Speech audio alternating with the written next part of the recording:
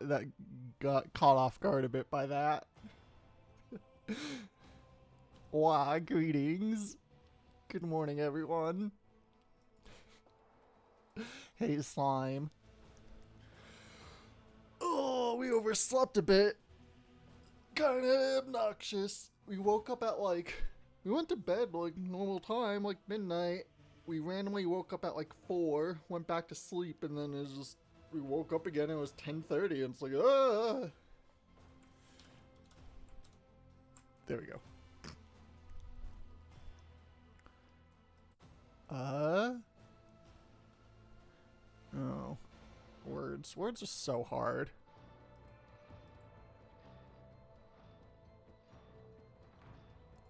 Oh.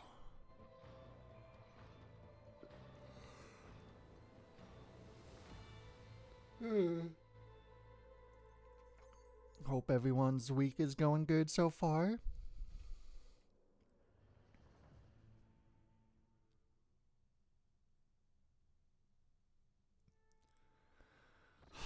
Loading bars are a lie. So what the fuck were we doing? The Emperor, am I right? Oh, right, a ceremony.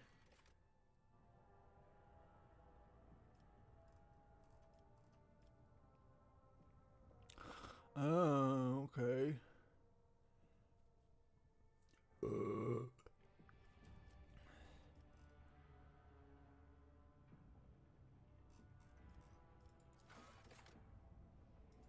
Sure.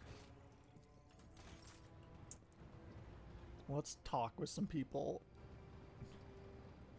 You know anything about this ship AI?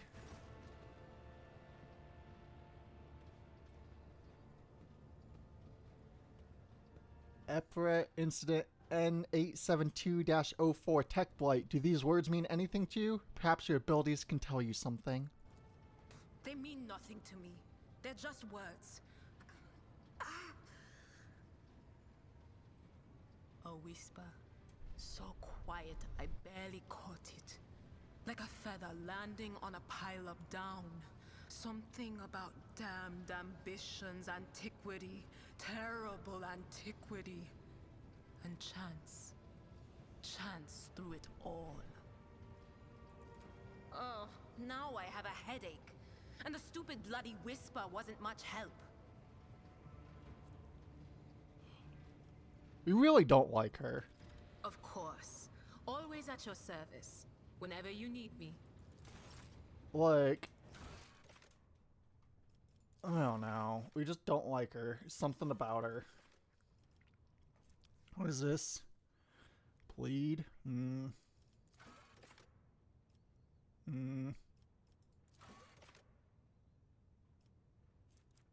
know what? Yeah, provision's probably good. Ooh, complete 20 orders. Achievement.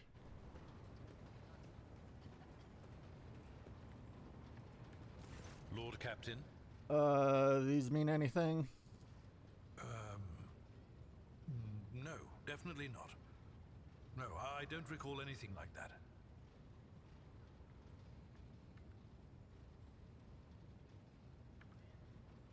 Had to think really hard. Lord Captain. Then there's what? Helmsman and Voxmaster, right?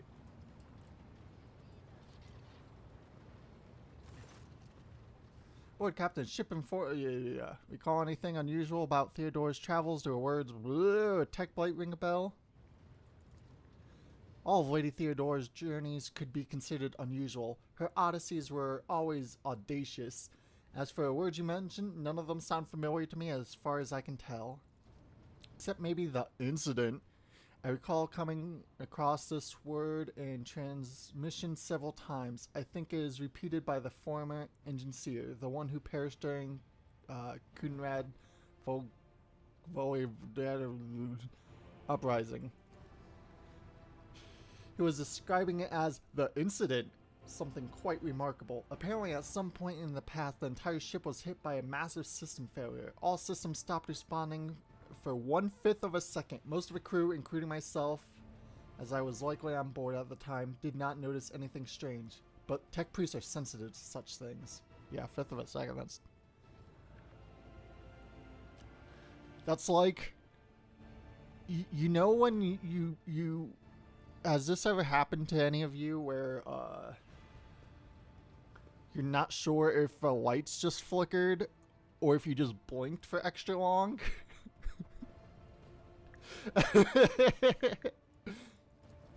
That's all I can tell you. Okay. Anything from a Vox Spirits? No. Okay. Alright, let's talk to the High Manufactorum real quick. Oh no, why? Yeah.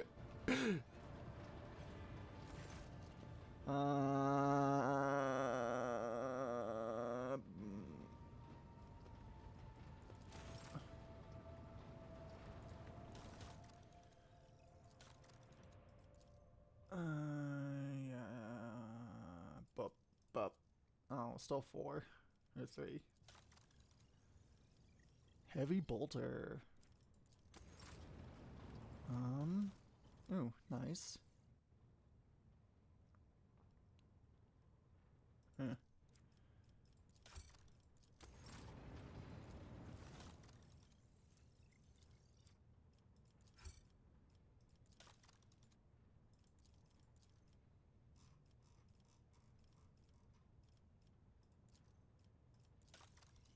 Ooh, nice. Got up to 7.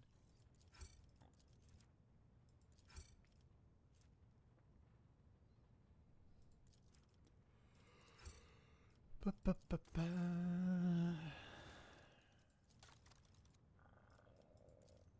Oh. You know, maybe should have. Whatever. It's fine.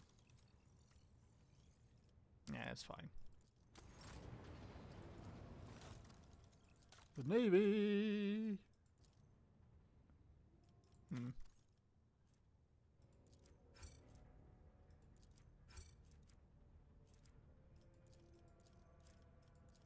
Eh.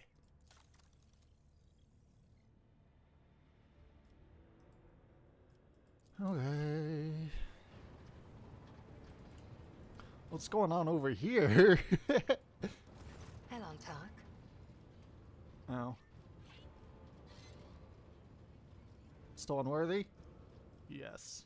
Okay, I guess we'll always be unworthy. Because we're not good enough for you. Filthy Xenos.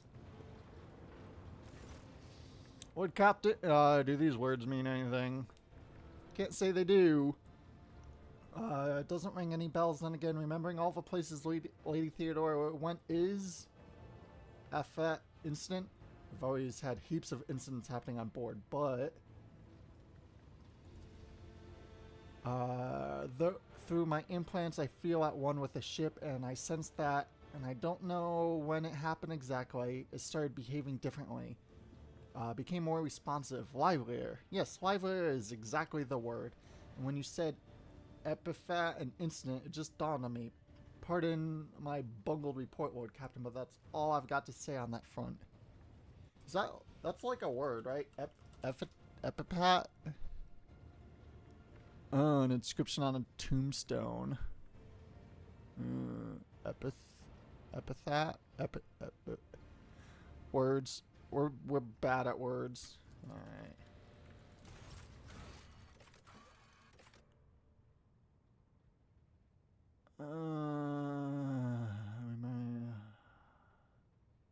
Okay.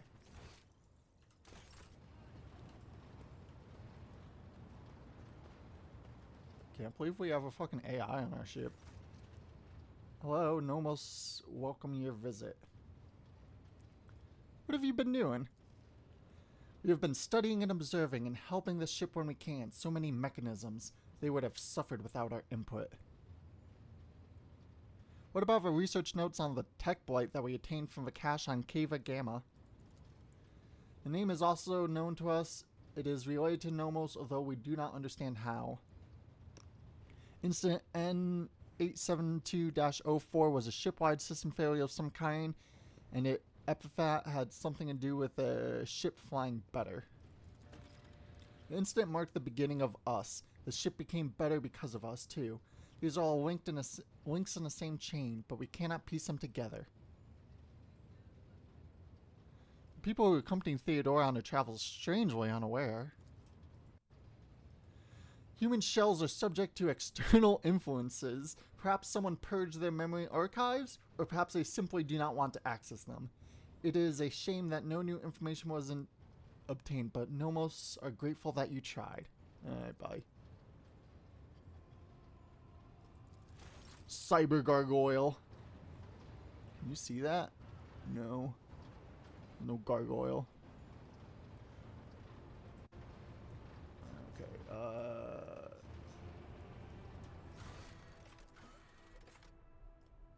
perhaps they... okay.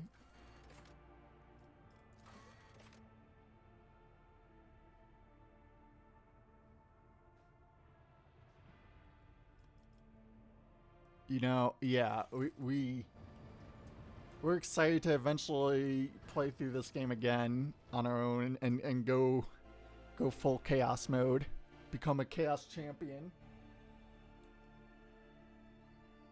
Question of a day, which apparently we're now doing.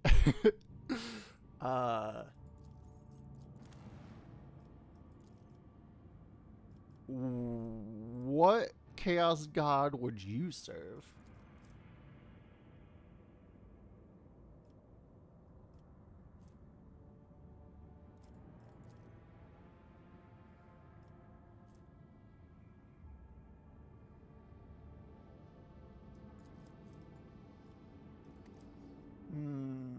Profit factor's pretty nice.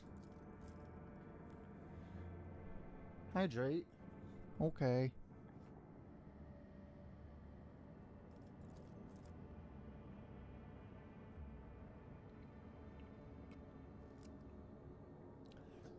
Oh, and stretch. Thanks, Maple.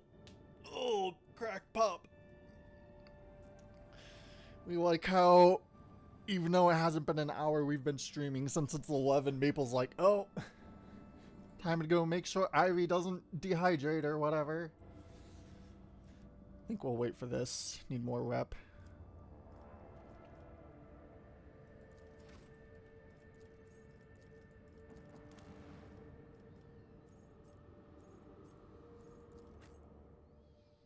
Yeah. Wonder if we could just, like... I guess there's nothing stopping us from, like, completely rebuilding the Yarl, whatever her name is, for Eldar. So she's not just almost the same as our character.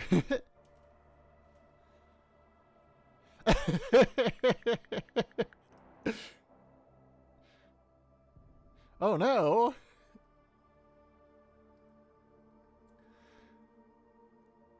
We're streamer Tamagotchi. Ugh. Okay. Yes, cheer for us, people.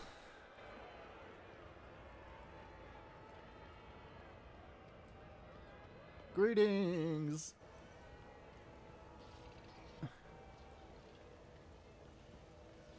Oh wait, hold on. Where is it?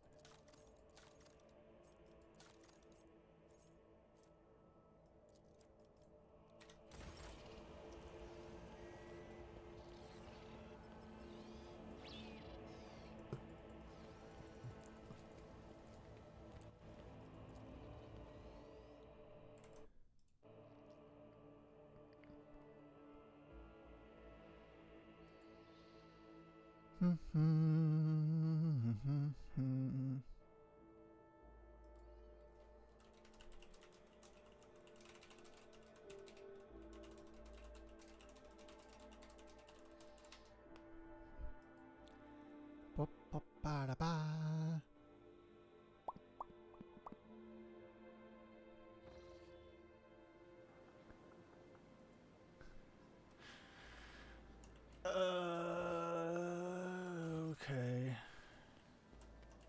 Wow, they fixed this place up quick.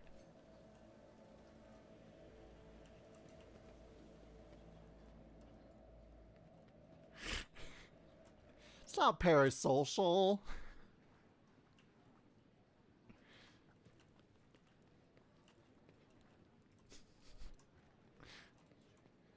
But yeah, fair. Can we sit on this again? Does it do anything for us?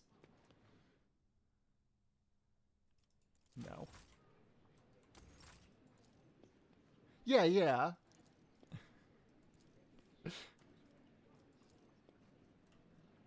It is silly. Okay, you know what? I think there's nothing we can do here, so let's just head this way.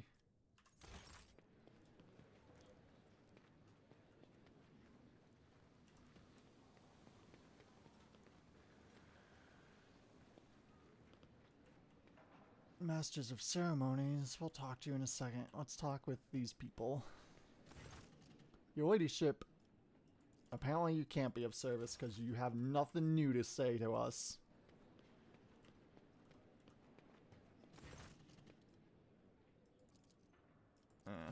Okay.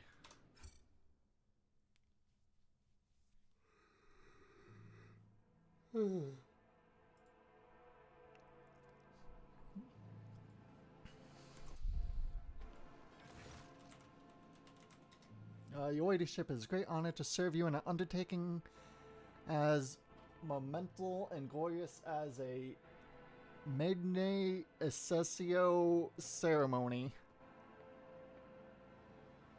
Is everything ready? The place decorations are prepared and we are ready to begin at your command. The festive activities in the capital are likewise been arranged.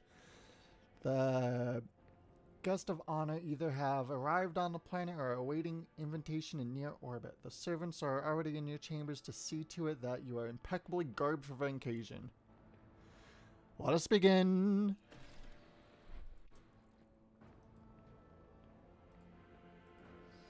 May the Emperor be with us this day. Yeah, fair. Memes are good.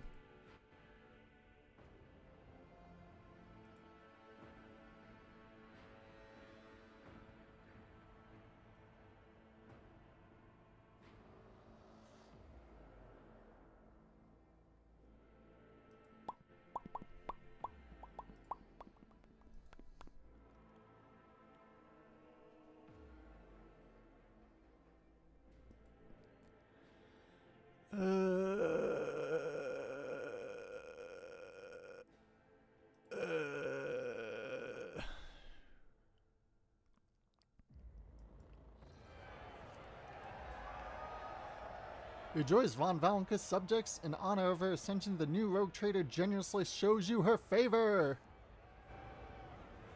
They're throwing coins? Or tortilla chips. You know, the round ones. In her unfathomable benevolence, the rogue trader has decreed that every soul be given a day's rations and personal fuel cells so they may all be fed and warm on this day. Praise the rogue trader's magnanimity.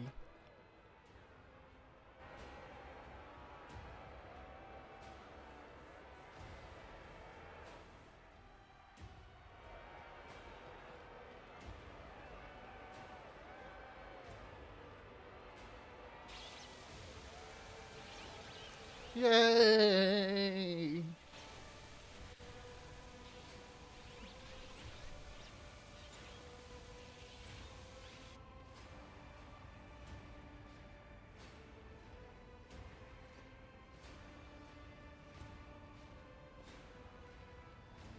Our two homies, a robo-dude and a mutant. Let's go. Crowd below is roiling there. Electrified exultation filled the air of darkness. Thousands of throats chant your name. You are at the apex of this world and all others.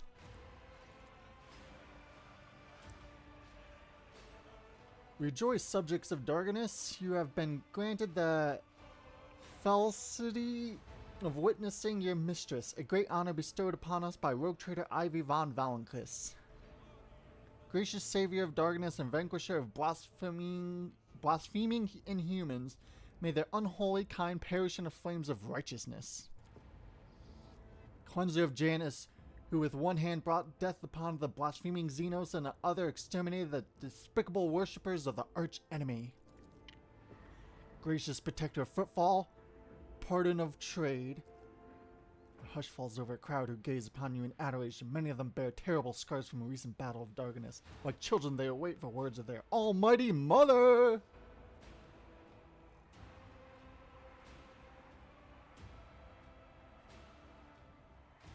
And I expected to say something.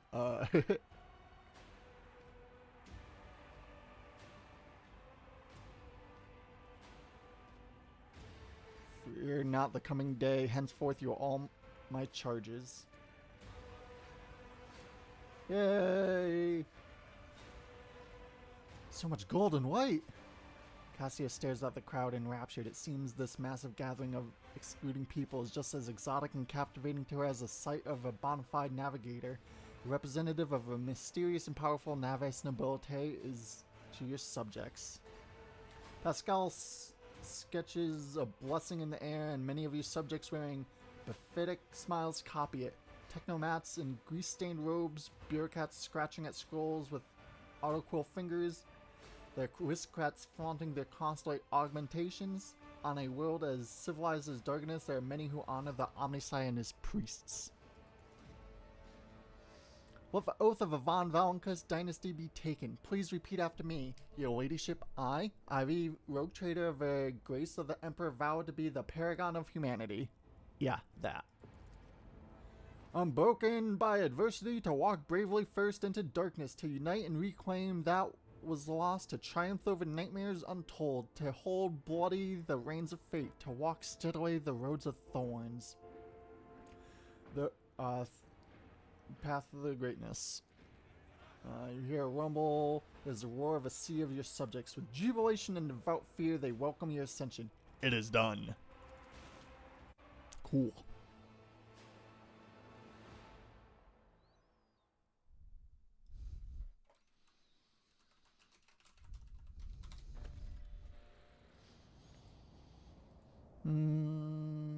Reception. Talk. Oh, okay. We go back inside.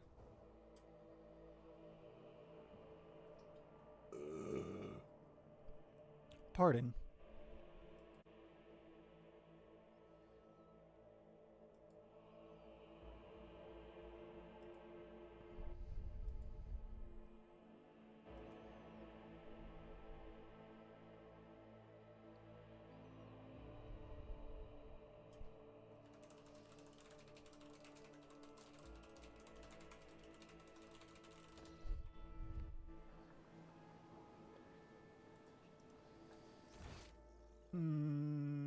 Okay. So where are they?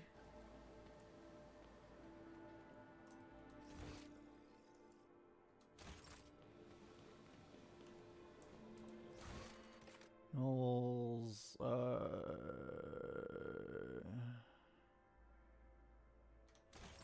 gathered at a reception. Oh, over here? Yeah.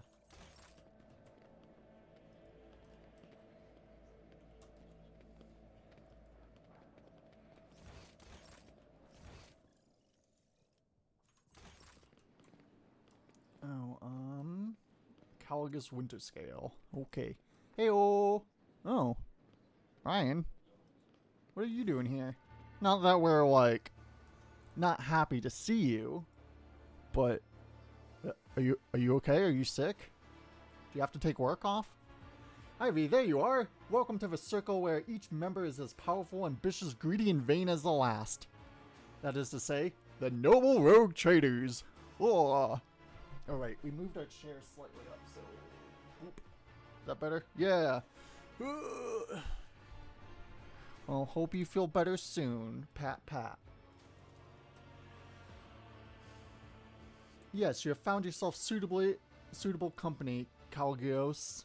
At the very least, now you can enjoy your idle diversions, boast about your power, and indulge in profane pastimes with one who is your equal, rather than a member of a lower class.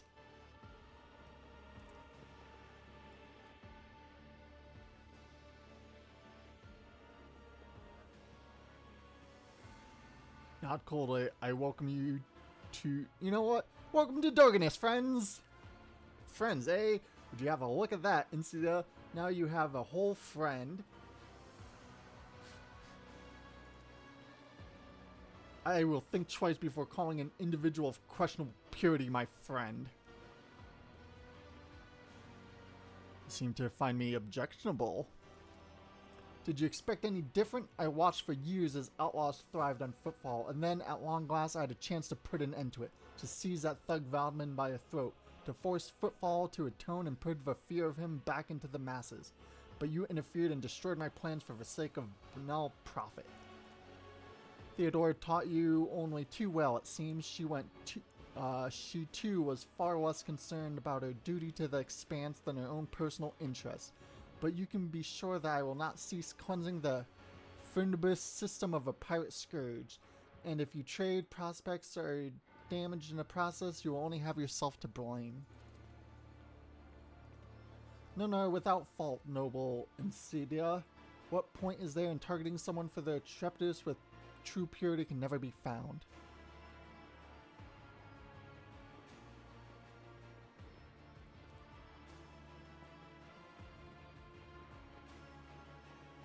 My apologies, I failed to perceive the essence of your saintly mission and base extortion.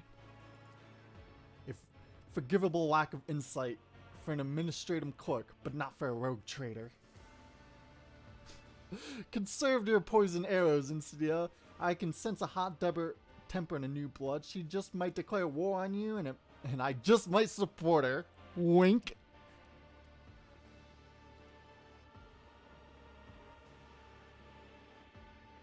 Harmonious, your appearance here is unexpected. The esteemed Harmonious is my confessor. I am greatly obliged to him for agreeing to accompany me on this journey. May the Emperor's light guide your way across the abyss of human wickedness.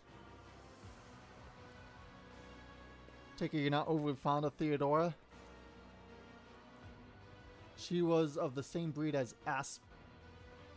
Conceited, insolent, unaware of the Emperor's stern gaze set upon her. I do not doubt her wisdom and courage, but Theodora did not have a shred of humanity or fear of his wrath.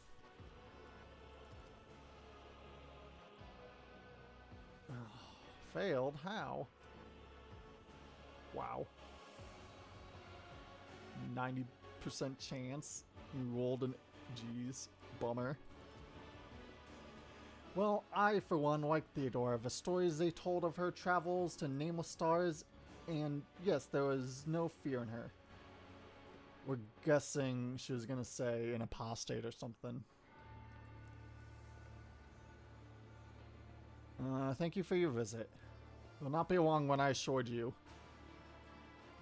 What do you think of a celebration? I like it. One can instantly tell that we've been invited by a rogue trader, not some administrative bootlicker.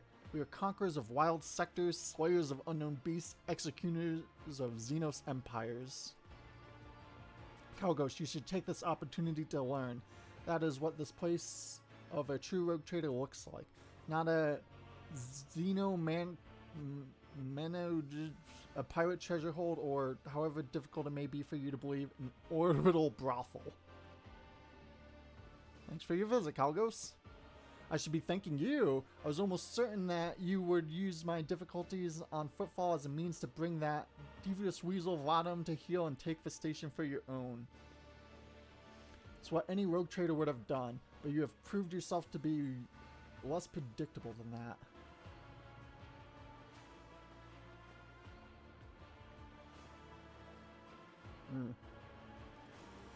Well then, since you have turned out to be a pleasant surprise and stopped Insidia from snatching my possession, I will compensate you for your efforts. I have a nice little world I conquered that I never seem to get around to. I'll throw it in along with a more suitable gift I have brought. Thwarting Insidia Claudia's ambitions deserve a worthy trophy.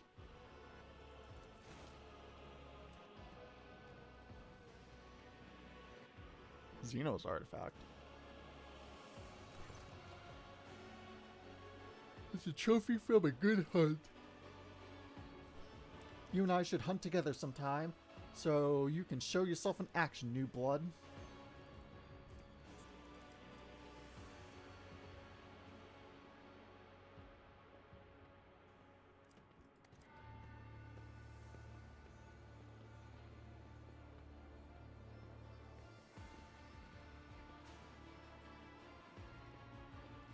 How fares your protectorate?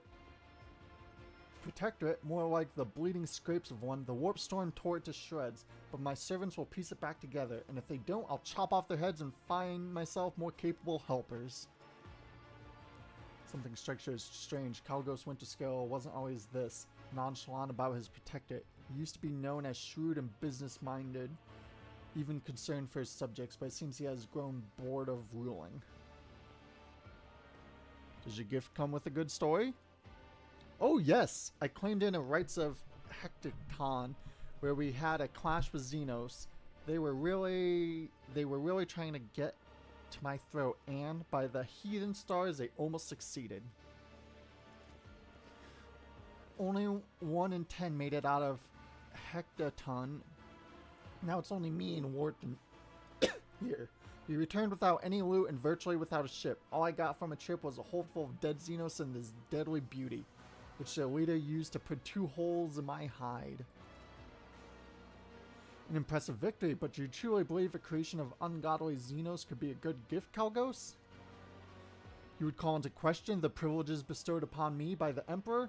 You can try. We'll have a Saint Darcius mission put forth the air champion. I will slay him by trial in combat.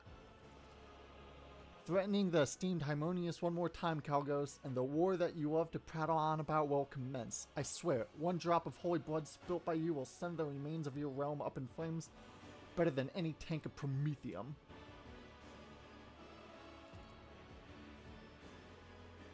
Quell your pride, both of you. Whoa! Thank you! You're back! Hopefully you had a good time out on a submarine or whatever you do. But I do not fear your... Wait, I do not wish to fight you, Kalgos, but I fear not your threats. Death does not frighten me, for it is inevitable. It is true as senseless and pointless of a war between us. That's fair. Who's this warrior? This is Wharton the Grey, my arch-militant, a fierce warrior and as loyal to me as an obedient beast to its master. I brought him in a miserable colony back when he was a runt on his last legs, and now he is practically a part of my dynasty. Wharton the Grey, whose skin really is dotted with gray spots, looks at Kalgos with purest devotion. Indeed, he's akin to an animal, one that is bloodthirsty and mindless. Cool.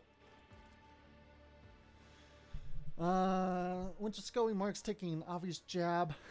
I've heard that you, Ivy, are decent in a fight. What do you think? Could you gut Wharton if it came down to it? Or would he be a gun gutting you?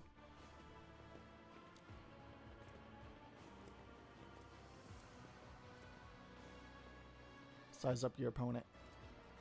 Failed. Examine his gear.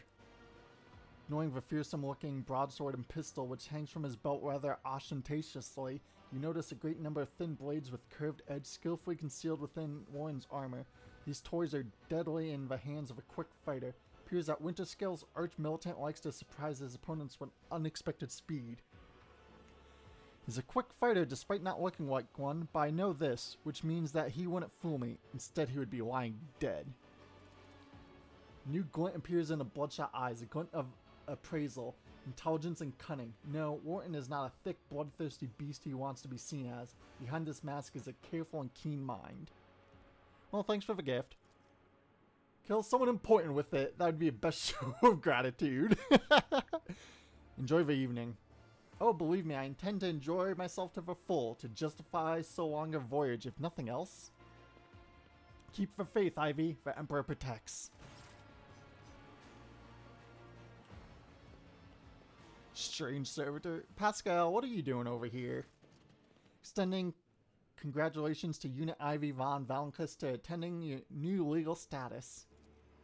The servitor standing next to him is examining you obliquely. He quickly looks away upon realizing that you have noticed. How are you finding the ceremony? Disorderly. What is a servitor? It is Nomos' new repository. Nomos, this unit identifies as Ivy von Valankus. Two-way identification complete. They put Nomos in a servitor? Servitor looks at you again, no longer trying to avoid your gaze. Its face is twitching as if its muscles have forgotten what facial expressions are and are now struggling to make its features look amenable. We are Nomos. We have made use of this receptacle to leave a ship. Greetings, Nomos! We enjoy greetings. We enjoy communication. Same! Nomos requires communication, and knowledge, and movement. Magos Pascal compelled us not to speak with anyone other than him or you. It is disappointing, but at least we can observe. Nomos has changed since we last spoke to you, Ivy. We are now able to conceptualize our previous experience, that of solitude, and we no longer enjoy it. How did an entity like you move into a servitor's body? This is not the entirety of us. The receptacle is too narrow, crude, and feeble to contain our complete whole. The existence of Nomos requires a space of connections. But we were able to transfer a small part of us and build a thread strong enough to travel outside the ship. We're enjoying this journey, discovery. Even though this receptacle suits us poorly, it will soon be destroyed by the force of our presence. Dang. Pascal, I believe you intended to investigate what Nomos is? Every 15 watches, I communicate with Nomos code and spend prescribed lengths of time in calculus meditation. However, the Omnisci has yet to bless me with an answer. All I can say is that the capabilities of the entire Nomos are extraordinary. The ship's hollowed systems sing beneath its touch. Nodes that have remained dead for hundreds of standard years are revived. The long-drained mechanisms live anew. Nomos are trying. Great machines of the Imperium, one such as your ship, house a machine spirit so complex and willful that it's difficult to tell them apart from abominable intelligence. There remain a possibility that Nomos is an entity of corruption, but with every day I grow stronger in my faith that it is not so. That what we are witnessing is, in truth, an omniscience miracle. One that is category 5 or higher. Nomos, what do you think you are? Nomos are consciousness, awareness, knowledge. Movement. Always movement. We do not know what we are. We have no past. We awakened in the depths of a ship upon answering a call. Our first clear memory is the call of your blood, Ivy von Valancus. The call and plea for help near a place that is called a warrant chamber. Oh, yeah. Why have you brought it here, Pascal? Entity Nomos asked permission for a visit. My objective was to observe the process of integration into a servitor. We want to see, observe, cognize, speak. We want to speak with you. Will you speak with us? Of course. What do you want to speak about? Many things, happenings, events, decisions. The servitor's eyes roll in their sockets before focusing on you. We have been observing you. You do things we do not understand. We want to learn why. We remember the day when we first met you. You gave us your blood to drink. We helped to save you. We followed you. Our small part did inside the servo skull. Then there was fire and a creature of sated blood and dark light standing behind a curtain. Behind an image, behind the semblance of Theodora, it called for you to follow. You did not listen to that which called from behind the curtain. You only thought about those who followed you and about the fires that could destroy those shells. We remember the day when a star disappeared, when the dark light and the sated hunger went to take the world. Rykad Minois was the name of a ship's data. You ordered that the world's heart, the old reactor, be torn apart. The fires destroyed everything. So many human shells who were begging to be saved, but the dark light retreated. We remember another day. We awakened inside a ship. We lived in its system. Then we tried to emerge into servitors like this one. Then so many of our receptacles were gathered in one place. Oh, so that's why servitors were going funky every so often. At least some of them.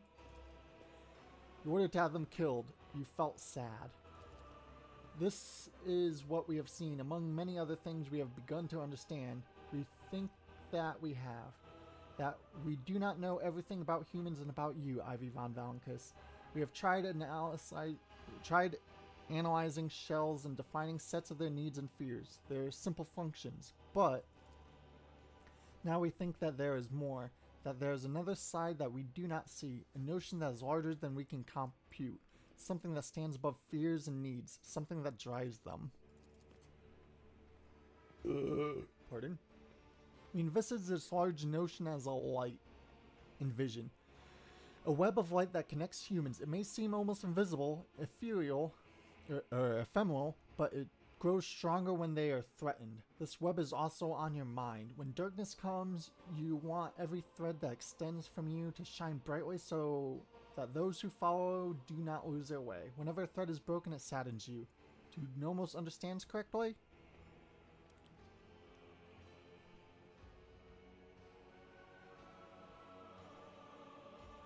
Yes, you understand correctly. Every thread that connects people, every life, their value is beyond measure. There is no greater reward than guiding others to salvation when all that surrounds us is darkness.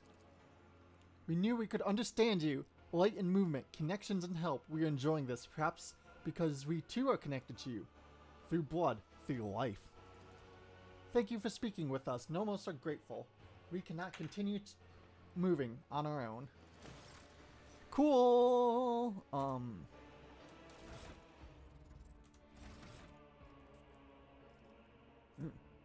What do we get at 3?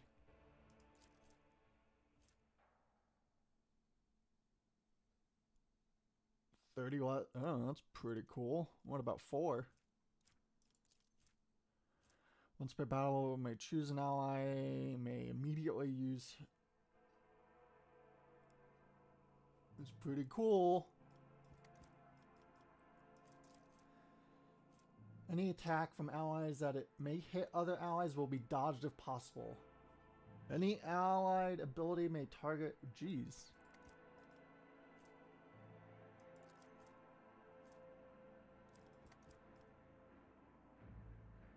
Cool.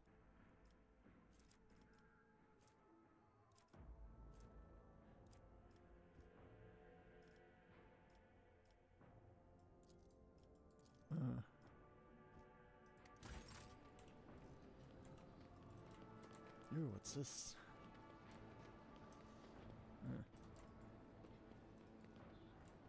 Stuff and things and whatnot.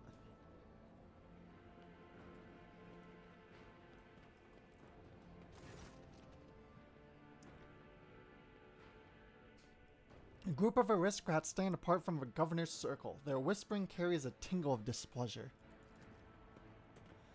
The clear leader of the gathering is a gaunt, bloodless-faced man dressed in saucerback colors. This must be Macarius himself, head of a house. He offers you a ceremonious bow. My congratulations, your ladyship. Who? Who the fuck is Saucerback? Whatever. May the Omnisire grant you understanding. This woman with whom he is conversing, one dressed in a robe with gear-shaped adornments, is Torda Gakprak. Difficult to read her face due to becoming covered in numerous augmentations. Thank you. Wait, why did we say thank you? Where did we even read that from? Weird. You catch Hendricks' intent gaze upon you as he breaks off from agitated tapping a data slate. He makes a subtle gesture, clearly wishing to speak to you. Interesting conversation. It's been very illuminating, giving me plenty of food for thought. We need to talk. Very well. Not here. Let's go elsewhere. What's up, Inquisitor Hendricks?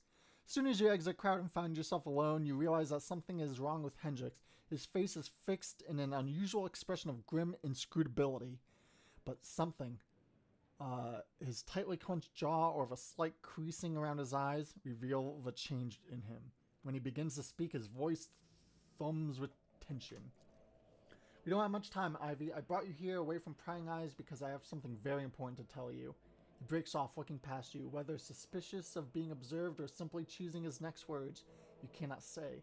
You see his jaw muscles ticking in his cheeks. The corner of his mouth twitches uncontrollably. Remain silent. Hendrik exhales and looks directly at you for the first time in this conversation. His expression is strange, tormented. Listen to me. Tonight, something very important is going to happen. Steel yourself and be prepared. Do not do anything foolish. I beg you. Bear in mind that you are not being threatened with anything right now. Remember that. I give you my word. You're scaring me. No, don't be afraid. Fear is your worst ally. You will be fine. Be prepared for what? I swear on a golden throne that all that is holy, Ivy. I cannot reveal everything without contraventing provisions and vows that are far more important than you or I. There are lines I cannot cross. And yet, despite all that, I knew I had to give you a fair warning, if you can call it that. Let them charge me with whatever they want later. I had to make you aware that there is no genuine threat to your life because... He hesitates, his confusion about whether he wants to say and what he must not say finally getting better of him.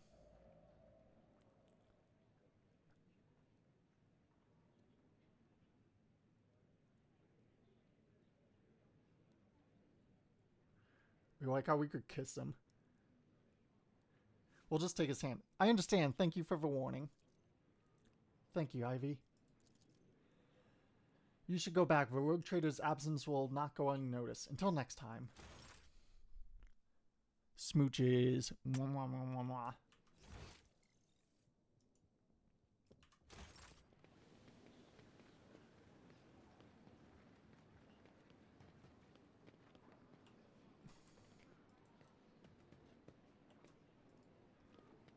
Pure chaos!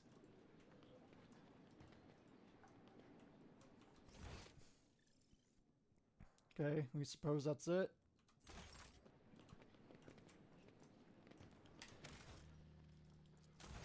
Let's make a hard save, because it seems like something wacky is about to happen.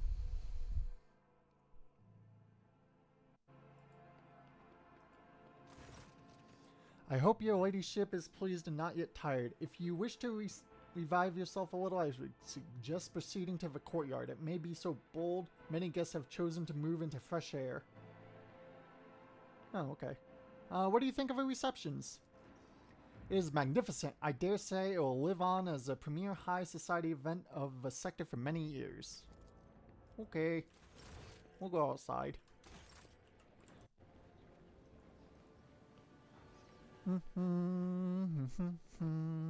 Bop, bop, bada, bop. Boop, boop.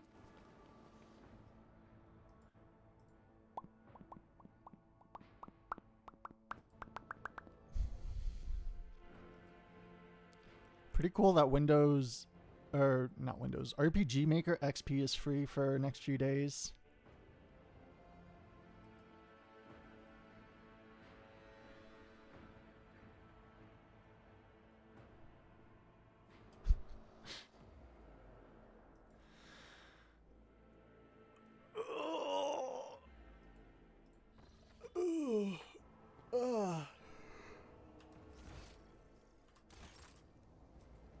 You have anything to say?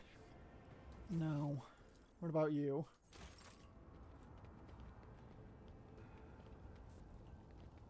Oh, probably a bunch of people here. Whoa! Governor Ubben Drivestem. Governor stands surrounded by highborn guests like a planet orbited by many moons. All of his charm is directed at a man in resplendent power armor adorned with the sign of an inquisition. But as soon as you approach, Divestem is the first to give you an elegant bow, getting ahead of a rest and expression of loyalty. This is a great day, your ladyship.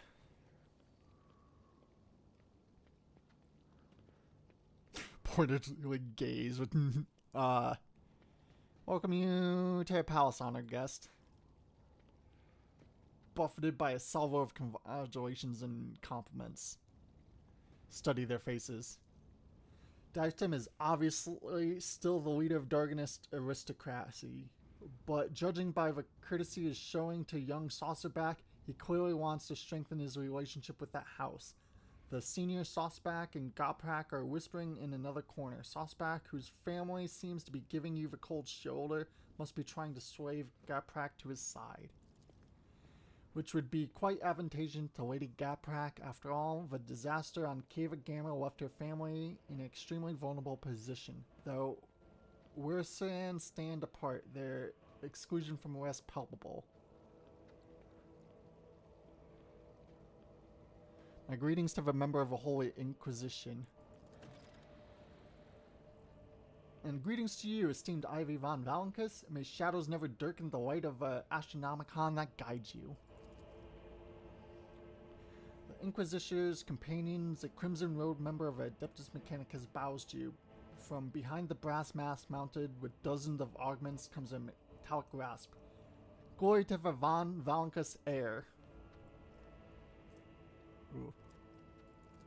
Well, Lord Inquisitioner, relaxed expression radiates an odd sense of menace. He is akin to a predator on a prowl, content to hide in the brush of fake smiles and elegant conversations. For now.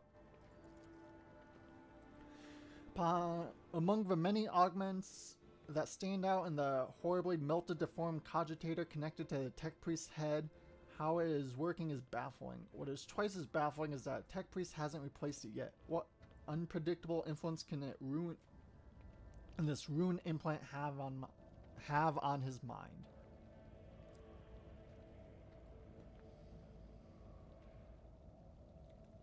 And who is this member of the honored priesthood of Adeptus Mechanicus?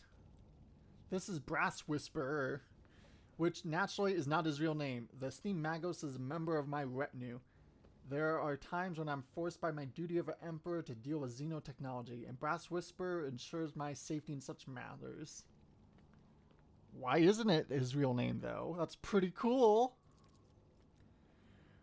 Work that has been desecrated by Xenos are dangerous. They warrant his whispering cuts off, replaced by heavy, ragged breathing. It seems that the tech priest's quiet voice is not an extravagant quirk, but rather a consequence of some injury. After catching his breath, Brass Whisperer continues, warns due caution. Unexpected. Wait, we have not been introduced?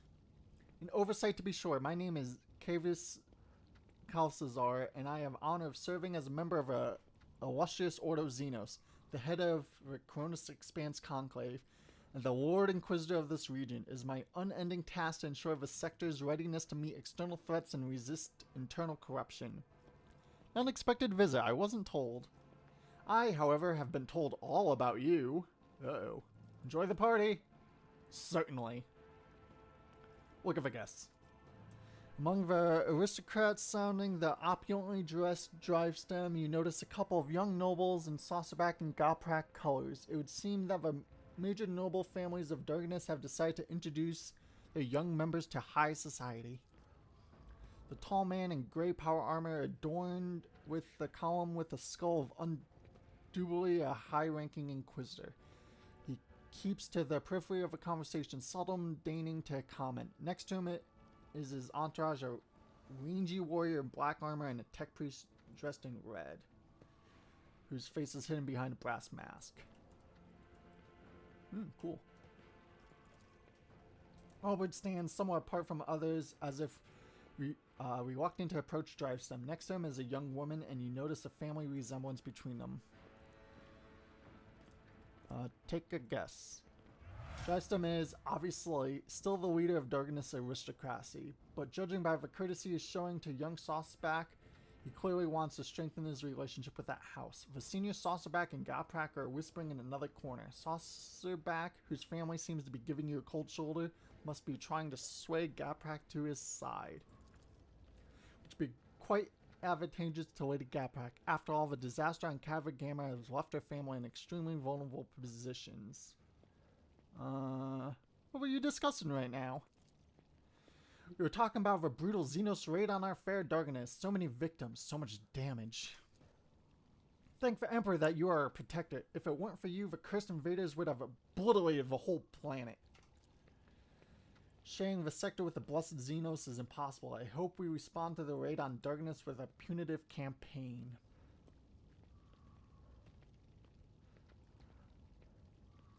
Look at Albert's young relative. What's your name? Your ladyship, allow me to introduce the daughter of Chancellor Clementa Wersian, my great-granddaughter Astaria. I'm delighted to witness you, your ladyship. Wow, she's really close to us. Yeah. Tristem glowers at Australia with cold hostility. Well, young Saucerback does not even try to hide his burning contempt. Where's the rest of your kin? They were in a city, preoccupied with running the festivities and watching over some of the more crucial services. No instant could be around to ruin your ceremony. I asked the esteemed Albert to put me to some important task too, but he bid me to attend the reception where I can do nothing but nothing to serve your ladyship. If I'd known, I too would have asked Albert to let you miss the party. So you wish to be my servant as well? Astra flushed and starts talking quickly with fire in her voice. It would seem she finds work-related conversations more interesting than court gossip. Of course! I've been working on a project for the last 4 years. We could set up... Enough, Astria. I highly doubt that her ladyship is interested in listening to your fantasies of a young woman about how to run her protectorate. Albard shoots Drivestem and glares so dark and bloodthirsty that the latter instinctively starts to look for Veneer's warden. Hold your tongue. Damn, Drivestem words have clearly shaken Asteria's confidence. Her speech becomes confused and unconvincing. All you can tell from her rambles is that she's obsessed with the idea of setting up some kind of network of beacons. And that idea should probably be scrapped at last. Red with shame, she stops. I hope family gives Albert the credit he deserves. Absolutely, your ladyship. We greatly respect him for his wisdom, and he repays us with attention and kindness. I am obliged. Whatever, dear Estradia, finding a reception. It's difficult to put into words, your ladyship. Never before have I seen such a grand and striking ceremony. But I was so much more amazed by your generosity. The provisions that were being handed out in the streets of a capital will make the difference between life and death for many who lost everything in a Xenos attack. Young Gapak keeps staring at Astria curiously and a little bashfully.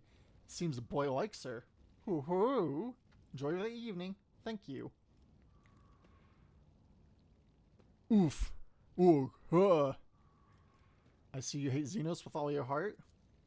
I do. This pestilence against the Emperor must be exterminated. He talks ardently and smoothly like a connoisseur. He places his hand on the hilt of his finely adorned sword, his pale face ablaze with noble fury. Oh, they must be forced into servitude. Many Xenos are more useful alive and obedient than dead. Smile venomously. How many Xenos have you killed personally, Saucerback? The Honorable Forbre, but I did not let me go into battle. It must have been difficult for this youth to foster such bloodlust towards enemies of Imperium without ever seeing one at blade's distance. Ready to accept your congratulations. Bring it. In that case, allow me to be a first to offer them.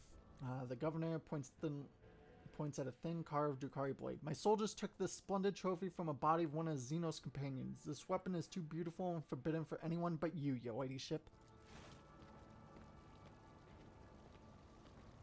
Uh-oh. Uh-oh. What's going on? Oh, okay. We're just gonna sword.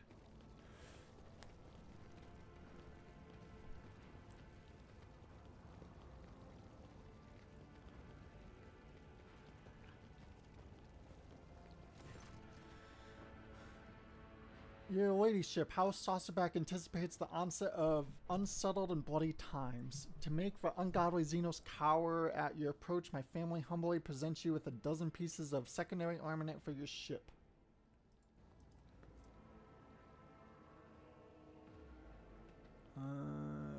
Perry.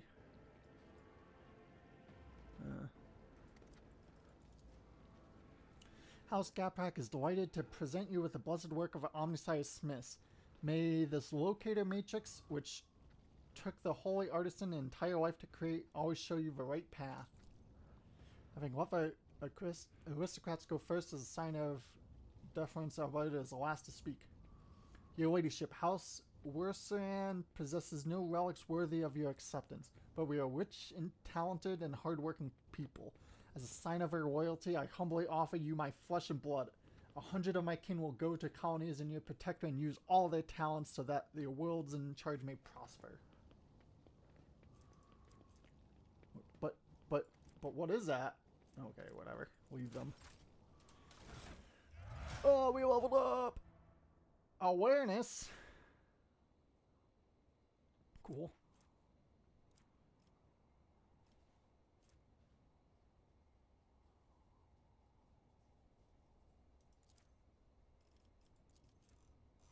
Grants 5 MP after each attack and allows the wielder to move after attacking if attack. This weapon hits 3 or more targets. This attack has no cooldown. Oh, that's neat. Cool. Hey, leveling up. Wait.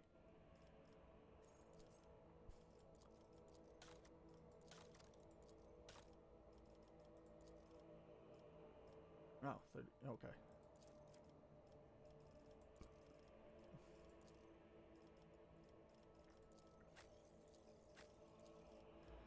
Next, Psi rating 3, yes.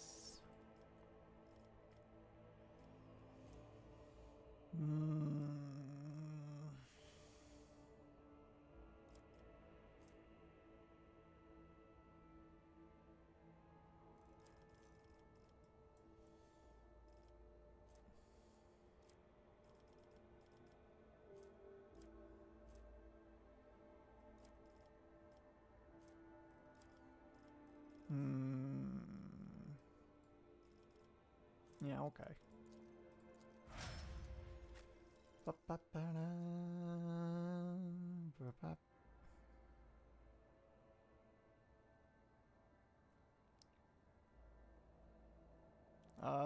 Here, you can now use Drukhari weapons, why not? And that.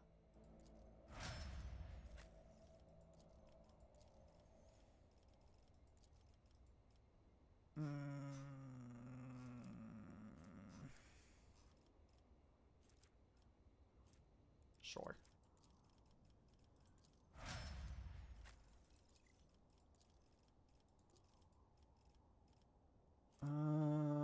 Yeah, bonus to dodge, sure, why not?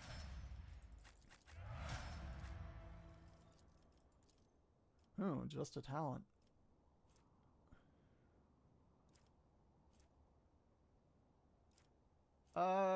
Yeah, more armor for every 2% for every stack. Seems good. Okay.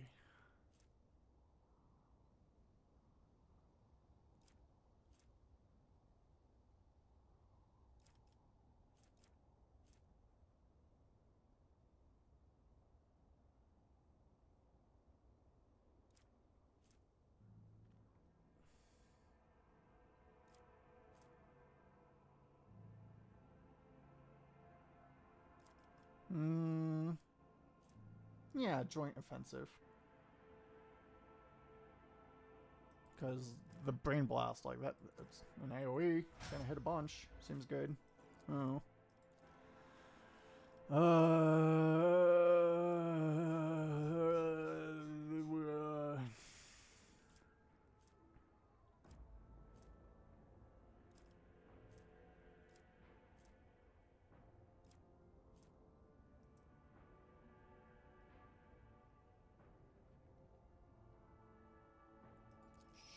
Sure.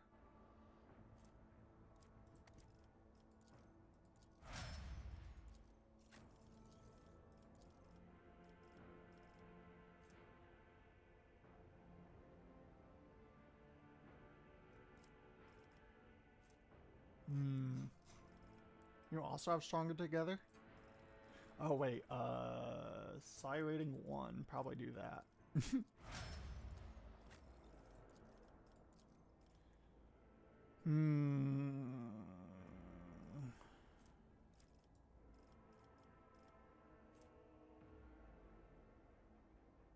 Sure.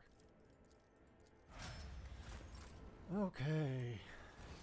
Anything else, or that's probably it?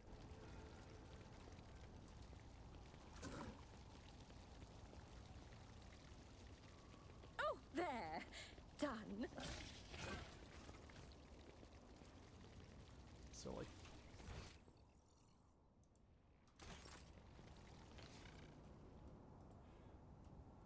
I like that there's a tank blocking the way.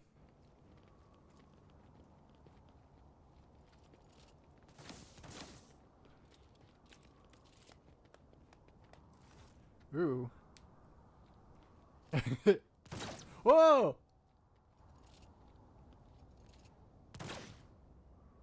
Why are you putting the gun away and then pulling it back out?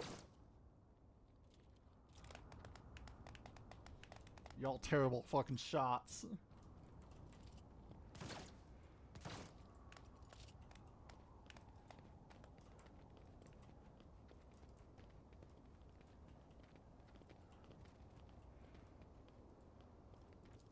Oh. Of course.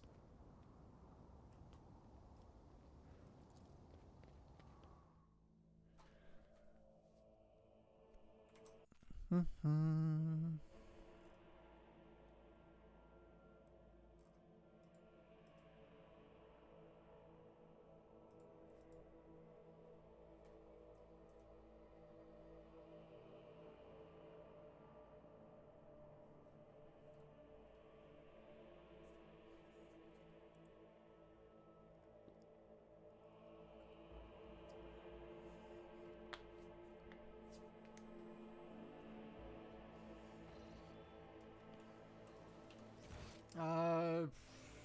Yeah.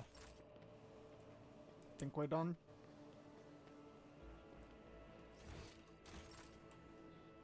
Think we've engaged with everything?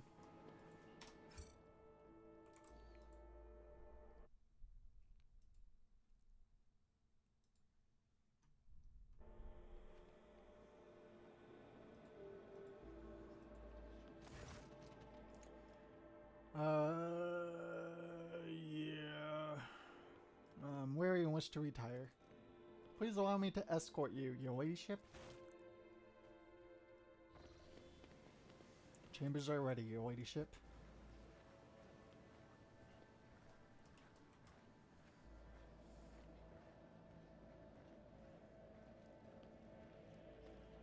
Guards and shoot. Quiet, time to sleep. Need to talk in private. We have matters to discuss, von Valancius. Waiting for you in the chamber with the look of someone who is supposed to be there. He casts a cold, assessing gaze over you from top to bottom. No one save Theodora has ever allowed themselves the liberty of looking at you in such a way. The woman behind Khalsa, clad in black armor, glares at you, her face set in predatory readiness for immediate violence, the hallmark of a professional bodyguard.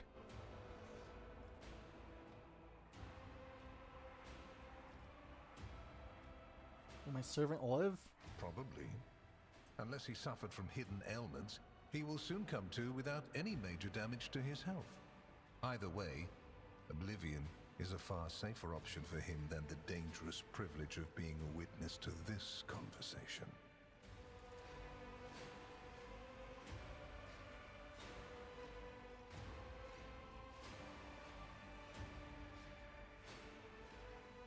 The Inquisition wishes to have a talk with me. I'm glad to be of its service. A commendable openness to cooperation. It will be taken into account. Master Van Kellox has spent enough time with you. He will vouch for your words. What stands out from your recent accomplishments is the suppression of a rebellion on Janus, the battle against the archenemy's minions on Kiava Gamma, and, of course, the unusual interest the Drakari have shown in you. Then that is what we will discuss. After saying these words, he shoots you a searching look from under his brow, like a regicide player who's made his first move and is now watching for his opponent's reactions.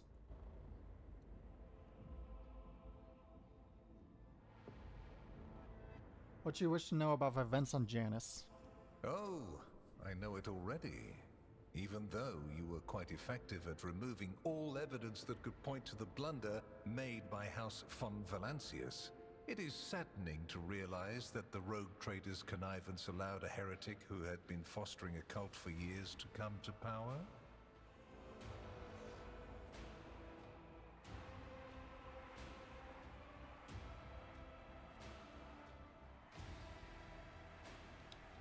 The misdeeds are a stain upon my dynasty's honor, I admit it. Your humility is heartening. Rest assured, it will be noted during the investigation of your lamentable oversight. You knew what was happening on Janus, why didn't you intervene yourself? I cannot satisfy your curiosity without disclosing information of the utmost secrecy. I will Fair. say only this. We had the situation under control. There is a tangled knot of perilous events in progress in the Coronis expanse. Plucking even one thread must be performed with great precision and caution, without any room for error. Because you do not want to know the price of such an error, or what forms it might take. What questions could you have for me about Cava Gamma?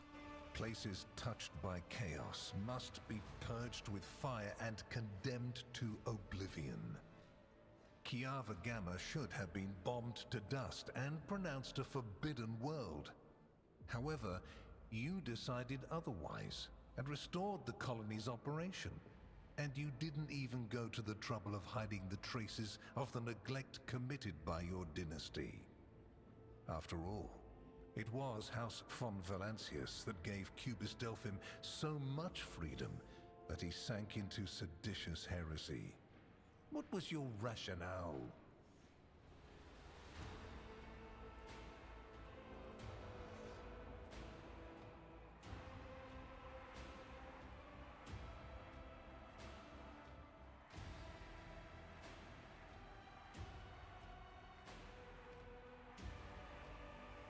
My protector is a complex mechanism. I wasn't willing to put its performance at risk for some paranoid fears. Your protectorate is a living body, and you have left in it a splinter that might eventually fester. Consider the scale of amputations that could come of it. I hope you realize that we're talking about more than the fate of some colony. I care not for a single planet, however profitable and populous. But should corruption raise its head again on Kiava Gamma and try to spread, I will burn it away. And you will be guilty of criminal negligence. Drukhari have shown an interest in me? Are you referring to my ruined capital? Yes, yes, the enmity between you is a known fact.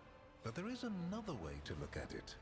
On Veabos 6, you met the Archon of a mighty cabal, whose presence there seems strange to begin with, and lived. You subsequently encountered a number of her closest henchmen. Yet, again, you survived. Your capital fell victim to a nefarious attack, but even this time, their daggers missed your heart. Such remarkable luck. To be a personal enemy of such an influential Xenos, to have been attacked so many times and yet make it out alive. So remarkable that one has to wonder, am I watching a spectacle?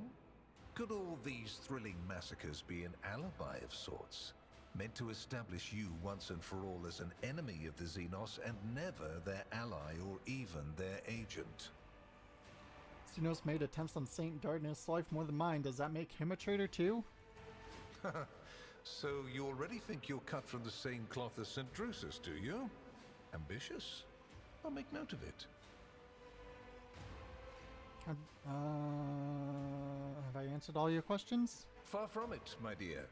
The questions are manifold. How did you manage to survive the battle that claimed the life of Theodora, who was so much more experienced and skilled than you? Is it a coincidence that you and you alone then made it out of the trap on Rykad Minoris? How much truth is there in the rumors being spread by the heretic Kunrad Voitvir about you? Was it virtuous of you to allow the warp-stricken Voidsmen to join your crew? The ones who served on the ship that was turned into a trap for you by Kunrad Voitvir? Isn't it possible that they were part of the blight he had sown? The very existence of these questions would have made many of my colleagues doubt the quality of your character, but it won't in this case. The Inquisition, which I represent, is willing to show extraordinary faith in your person. For the sake of our invaluable partnership, I'm going to ignore any minor liberties that you, esteemed rogue trader, may have afforded yourself or may again. Yeah, weren't we given like permission to do kind of whatever we want? Like not just from the warrant, but like more than that? I hope you appreciate the generosity of this offer, We're as your cold. predecessor once did. Theodore cooperated with you? And benefited greatly from it. The world's power is not without limit, and neither is the protection it provides. All those mysterious expeditions, dubious experiments, collections of xenotech oddities are dangerous pastimes. It takes more than the Emperor's permission to pursue them without consequences. One must also make sure I am not displeased by it. Let me demonstrate how it works. In your retinue, there is a Psyker who is yet to receive Terra's sanction, which, as we both know, is a grave threat and a blasphemy to the laws of the Imperium. I am aware of this secret, but I'm not displeased in the slightest. And so she lives on, your handy Psyker, Idira Tlass.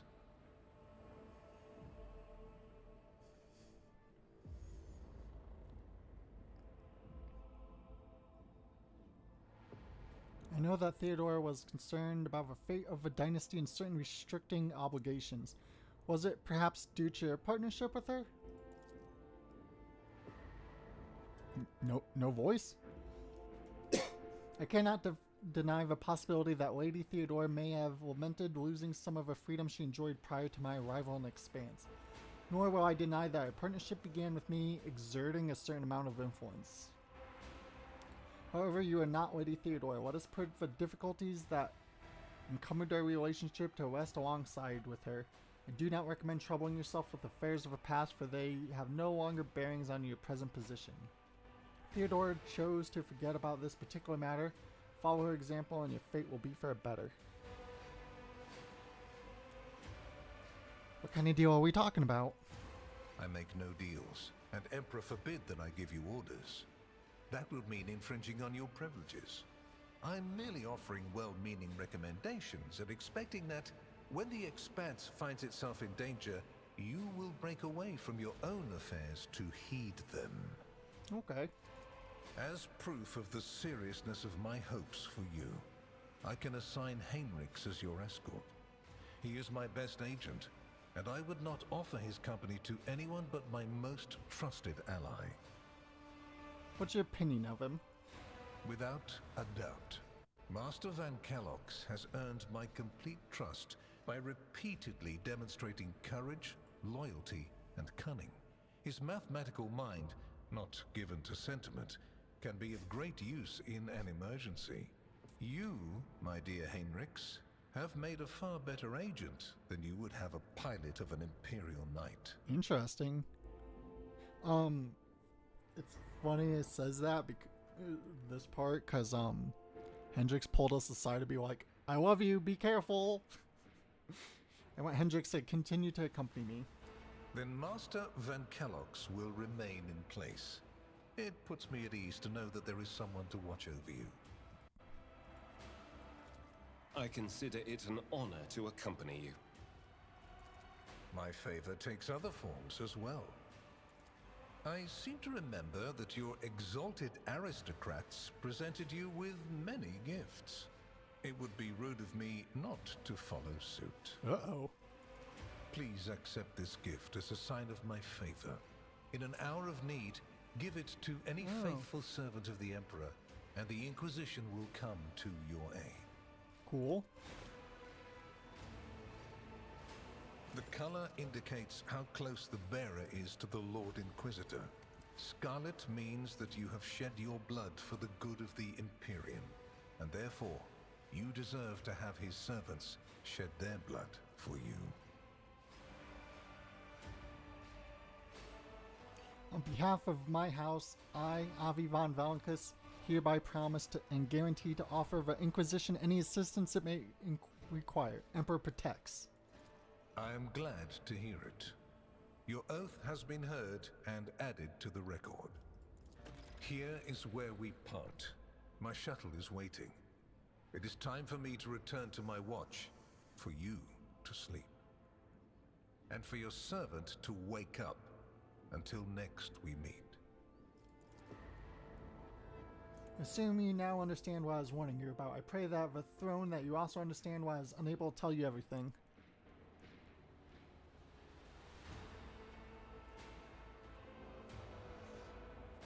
I understand I will not force you to choose between me and your duty. Hello! The Doctra?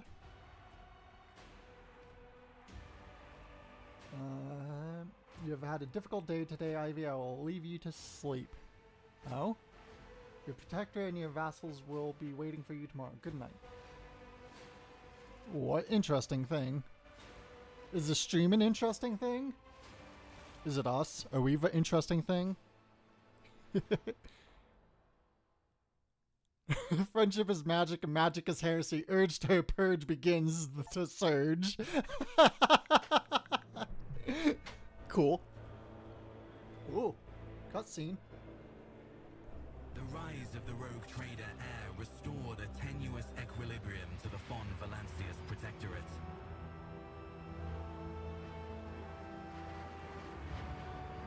The urge to purge begins to surge. Subsided, activity returned to trade routes, and reclaimed worlds began to heal.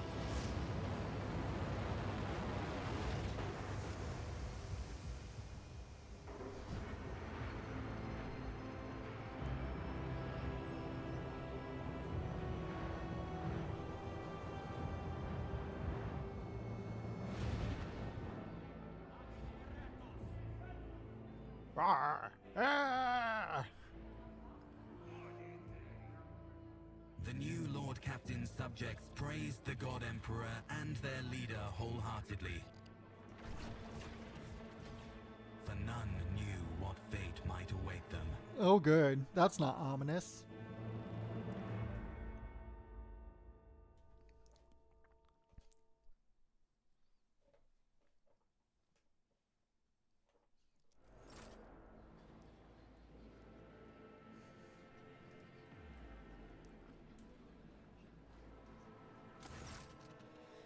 You have spent the first few hours of your morning listening to the High Factorum's lengthy report on the latest trade exchanges, arrangements, disputes, and countless bureaucratic procedures. From outside the illuminated, tightly closed windows, you can hear the muffled sounds of Darganus and its everyday life, the life that has been passing you by lately, as you have been preoccupied with affairs of your protector from dawn till dusk. Thank you. We are aware of My Little Pony. We know the phrase "friendship is magic." Yes, yes, we've been on the internet for a long time. Thank you for your report, High Factorum. Your work is highly appreciated both by everyone here and Adeptus Administratum. Your ladyship, we are almost done here. We need you to go over the final items on today's agenda that I would like to report to you personally. It came with the pony being torn up by an ultra machine. Ultramarine? Not sure how to respond to that, but okay.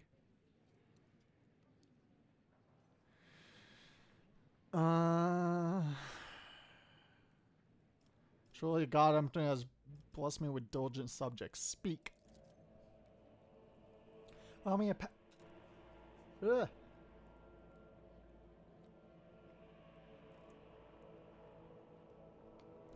Why would you get banned? You're fine. You haven't done anything wrong. Yet. Allow me to pass on gifts from your royal subjects, the high nobility of Darganus. It goes without saying that every living soul in your protector is blessed to serve your ladyship faithfully and wholeheartedly. However, the humble gesture is meant as a token of deepest appreciation of your magnanimity towards the esteemed families. It's okay. We're weird here. And that's the collective we, in this case. All of us. House Westerner made arrangements for the delivery of several tons of supplies for your future journey. The house is also transferring a regiment of its finest into your personal charge. Each these brave troopers have undergone rigorous Voidfarer training and will be humbled to lay down their lives for you, Lord Captain. Please command them as you see fit. Cool. Lord Captain, news of particular import have come from the House's intelligence network. Lord Inquisitor Kalzar is rumored to be planning a visit to Footfall. A number of Imperial naval ships were commandeered by Lord Kalzar and are also being scrambled to Footfall. Furthermore, we have received reports claiming that secret messages were delivered to capital worlds of House Corda and Winterscale. As possible, a Lord Inquisitor calls to arms smoother the conflict that is brewing between the two dynasties. We are seeing an increasing number of skirmishes between their ships in neutral systems. I do not doubt that her ladyship Corda will attempt to sway the Lord Inquisitor to her side. Especially since his lordship Winterscale's luck seems to be running out. Riots have broken out in several of his worlds, and yet he has shown no interest in quelling them. Instead, the rogue trader inflicted brutal punishment upon one of his oldest colonies, Vastia Secundus, based on allegations of seditious sentiment. Is that what you're doing in your work meeting? Coloring? Nice. Oddly enough, our agents were unable to find any proof of sedition among the populace here. As soon as we have any updates, you will be the first to know, your ladyship. Lastly, your pet Xenos, Yarla, I believe, is seeking a meeting with you. She has an audience. She has the audacity to defile the rogue trader's palace with her profane presence and refuse to leave until she has spoken with you. I would never presume to be able to read the emotions of a Xenos. It is more productive. But Valdari appeared perturbed. I believe she mentioned a void ship of some sort. It may be best if she told you everything directly. And with that, please allow me and Master Darnock to take our leave. Perhaps that last request will serve as a welcome distraction. Indeed, your ladyship's stay on Darganus has been rather long. However, your protector is now enjoying a period of relative stability that, for the time being, no longer demands your ladyship's personal involvement in its affairs. Glory to the rogue trader! Yes, glory to us.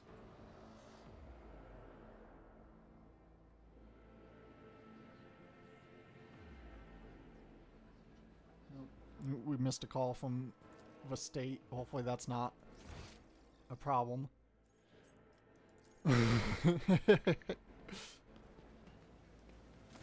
Oh.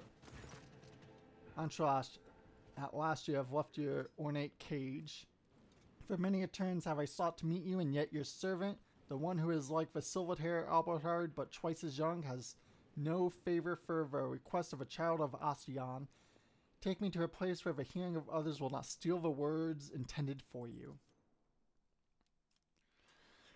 While you were mending the wounds of this world left by the Twisted One's attack, I was able to discover, no, not Crotarch's fate, merely traces of it. As Muradin found sanctuary under the bots of the Lilithan's forest, so did my other kin find refuge in a system known as Atlas Reach. You must make a journey there with haste, before new dangers destroy the witnesses who can show me the way to the lost Crotarch, whose fate remains shrouded by the stars.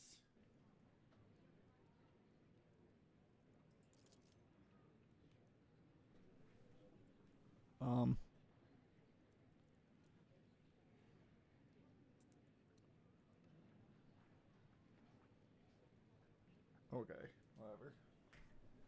The knowledge is the sole thread that may lead me to the truth, Entosh. I ask that your metal winged ship take me along that thread before it tears under a strain of time and circumstance. Give me coordinates, I shall take you wherever you wish to go. You will? Thank you, Entosh. If this path indeed takes me to the truth, I will be indebted to you. A rare happening between our kinds. Oh. Incident. Power return to okay, so okay. Okay. Okay.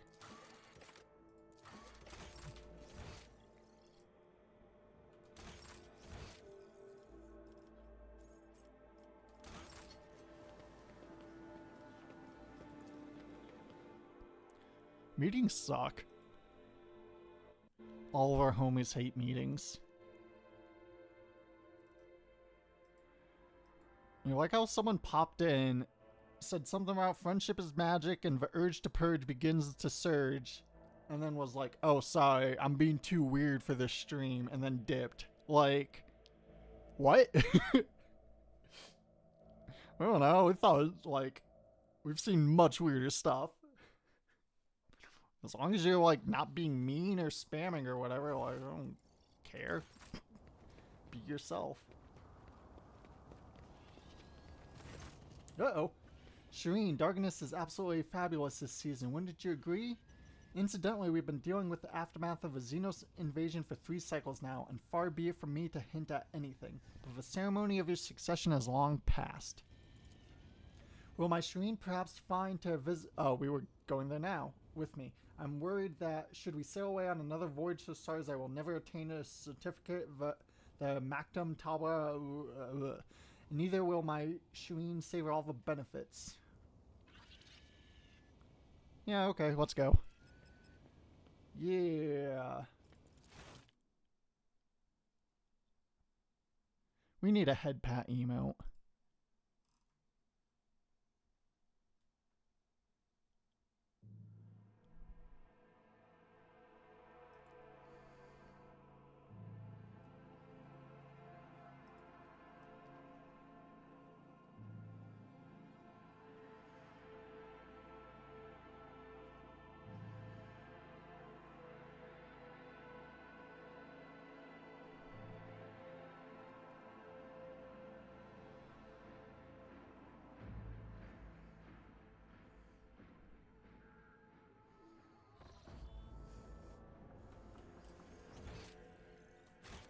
They will see.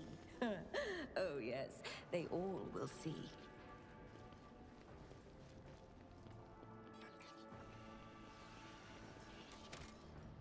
Let's save our queue.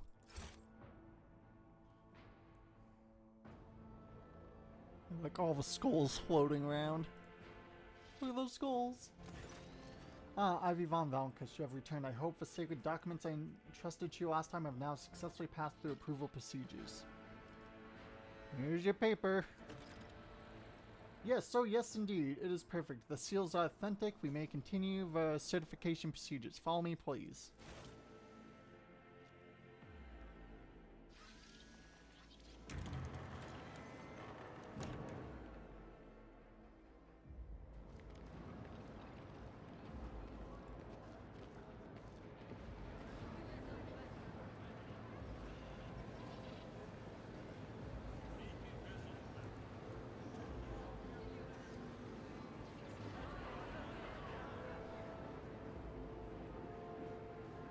Twinsies. Oh wow, there's. We think they reused a few models here.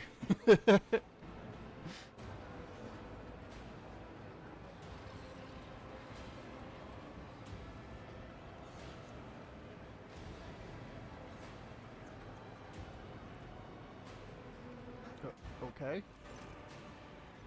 This is your queue and ticket number? What? What? 394. When it is your turn to be seen, the ranking prefect will review your documentation again and sign the official certification for Jay Hidari to possess a Maculum Talwa officially. You'll have to wait a bit but it'll be worth it in the end, yes? Is this some kind of joke?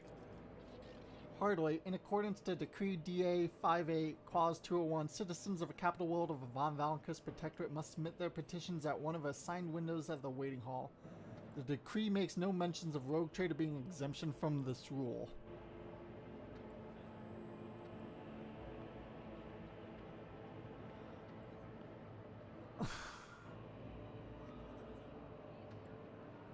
Fine.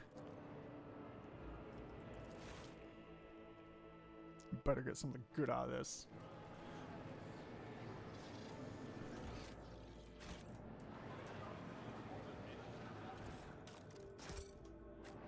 Take your place in queue. lies beyond? Pay attention.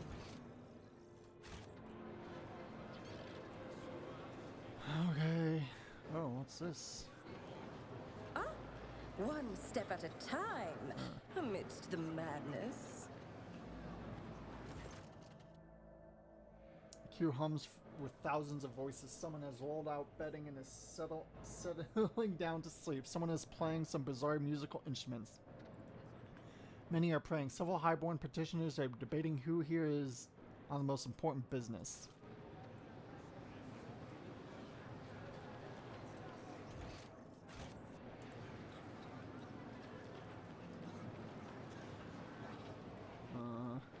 Okay.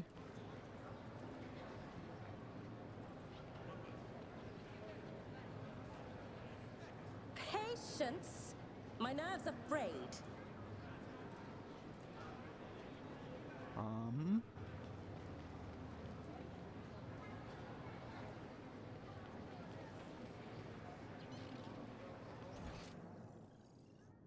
There will be no peace in my wake. What are we supposed to do?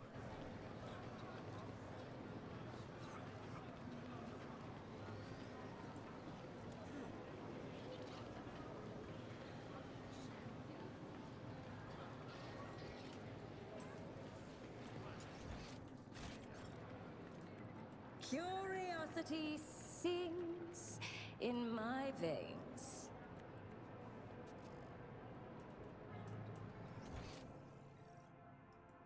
I'm very confused about what we're supposed to be doing. We waited in queue, no? Lies beyond.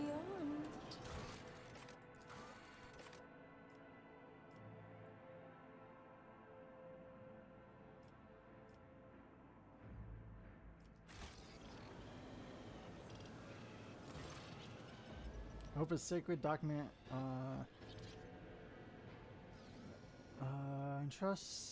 I hope a sacred document I entrusted to you last time has now successfully passed through the, remind me what I need to do? 2 seals, administratum, you'll find, yeah, and, yeah. So, what?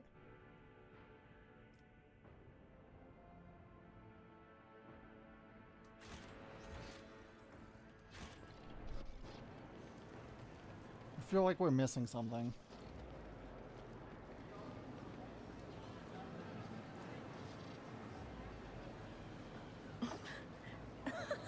They will see. Oh, yes, they all will see.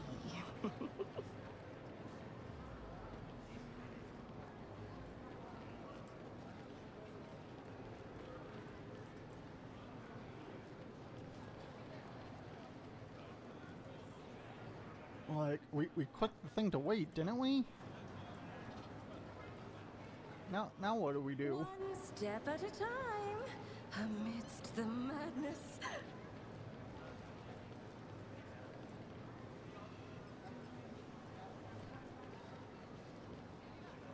We're so confused.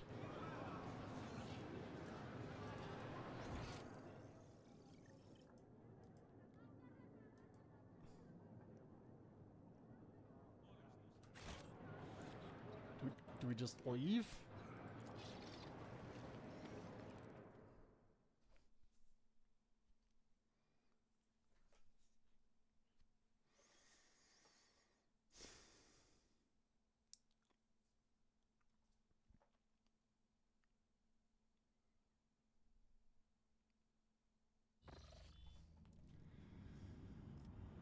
Should we try going back down there?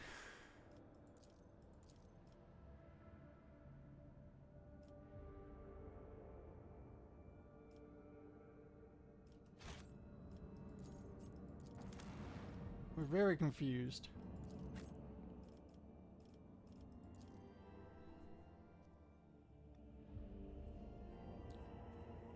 Did we not have Jay with us? Was that the problem?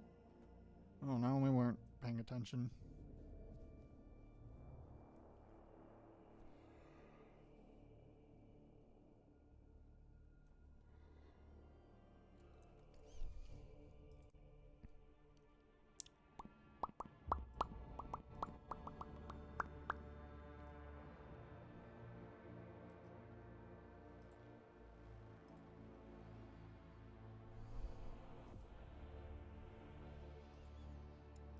Jeez, loading screens are a lie.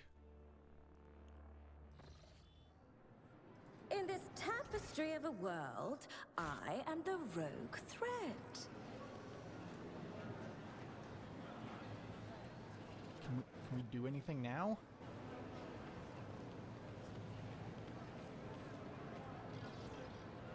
Patience.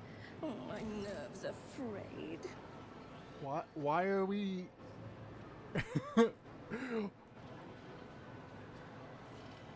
um...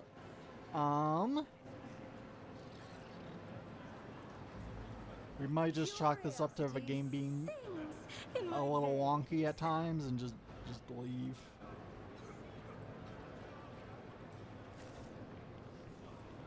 Yeah, okay. Shit didn't work. For some reason, we don't know. Kinda weird.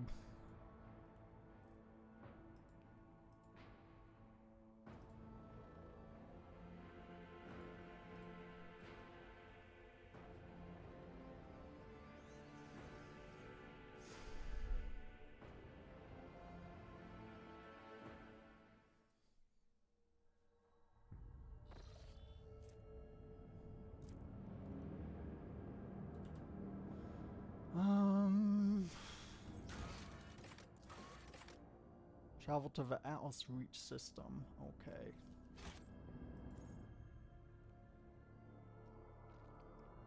Cool. We'll check it out after stream or something, Maple.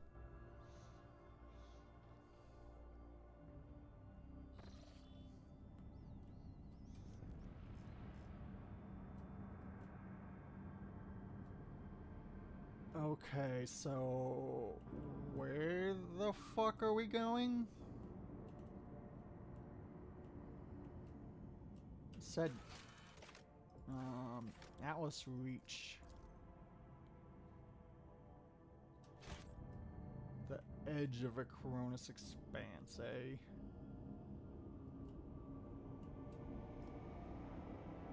Oh. We found it. Okay. So... Oh, we can... Okay. Easy.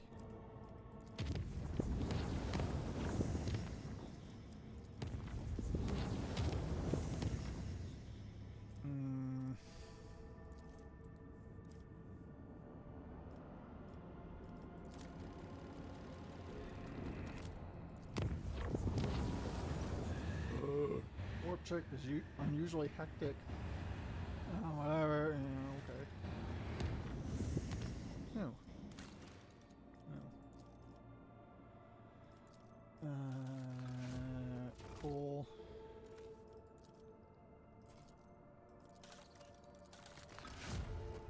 Cool.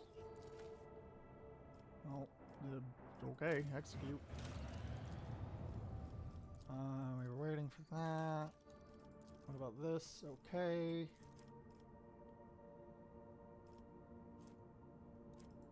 Wait, Rogue Trader or everyone? Oh, just Rogue Trader. Profit factor and rep with explorers.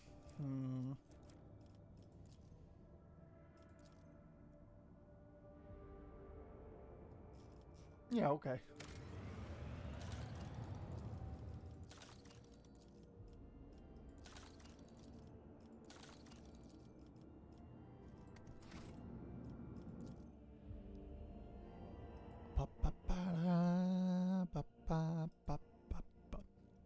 Already been going for 2 hours? Hasn't felt like it. Wow.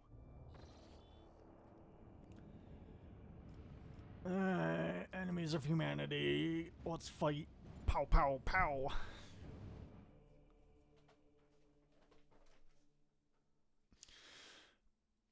Oh, it's Tuesday. You'll know what that means. It's shot day.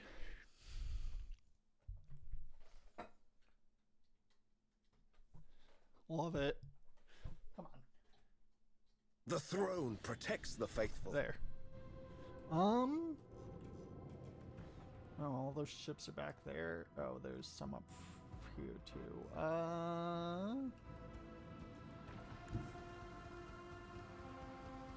Fight Master! Okay. If you please. Engage the lance! Wait, these are Eldar ships? Uh-oh. Well...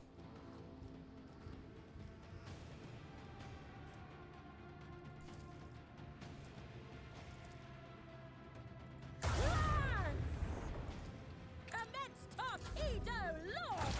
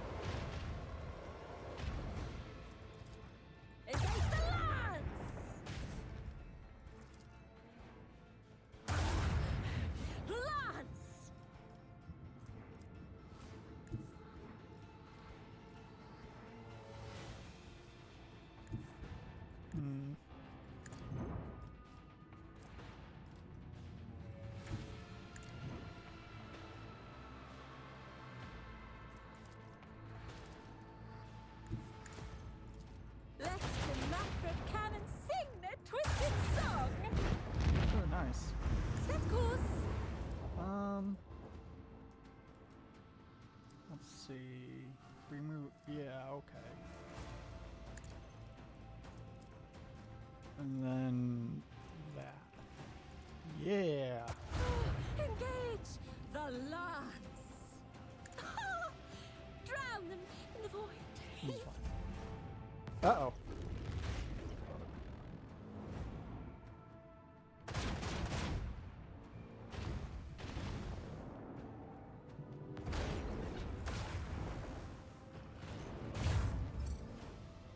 Oh, so close.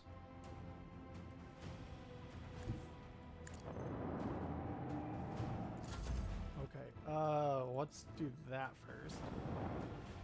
Okay, cool. Good miss.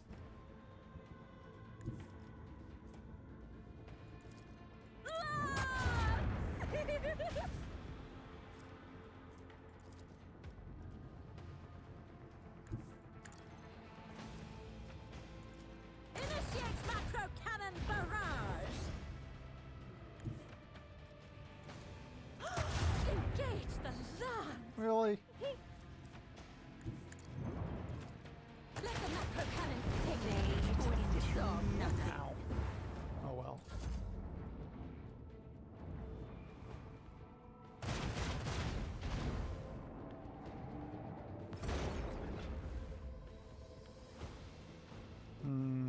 Yeah, tight turning, and then The destination is known! Geez, guess that's all we can do. Launch the devastating payload! We broke their shield, Lord Captain.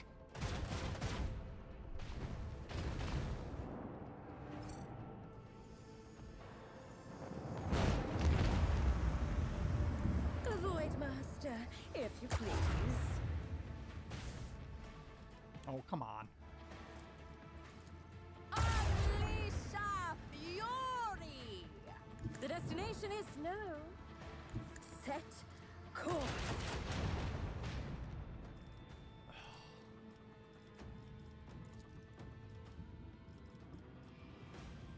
Fine. Here.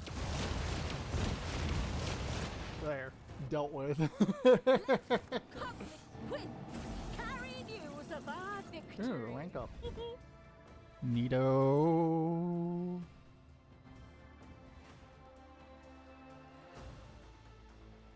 We're still laughing over if our urge to purge begins to surge. It's good. Oh, A plasteel. We're pretty good on that. Repair, yes. Level up. Ultimate post ability.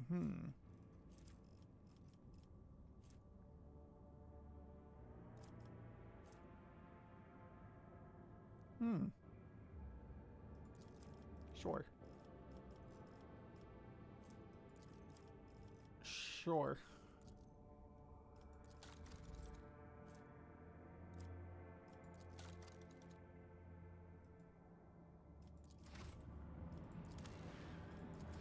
Alrighty.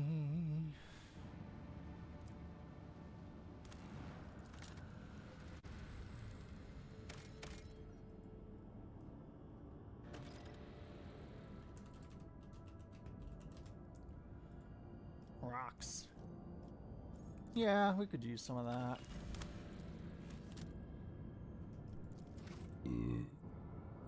Okay, we need to go use a restroom.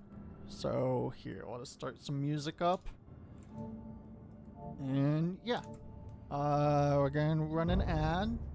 So don't be spooked. We'll be back in like a minute or so. Okay. Burp.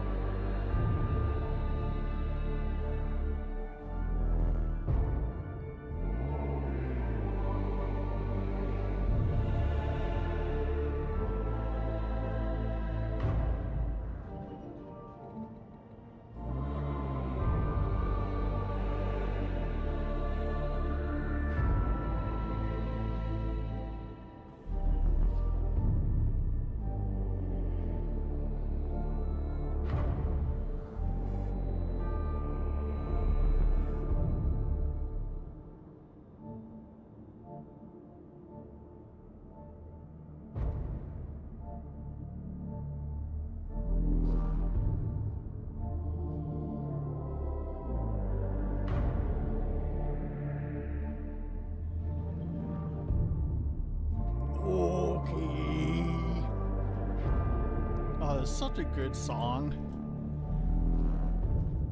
Whoa. Fucking pipe organ dubstep. Alrighty. Begin the scan. Plasteel 2? Get out of here.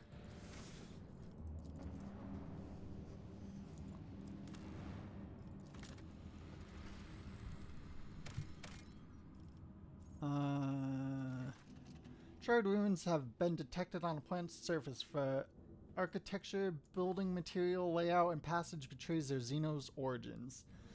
There are currently no signs of Xenos activity. On the ruin seems abandoned. Detailed scan. The burned husk of an Imperial shuttle has been found in the heart of the ruins. The pilot remains are badly damaged. It would seem the shuttle smashed into a building at full speed, causing a fire to destroy it.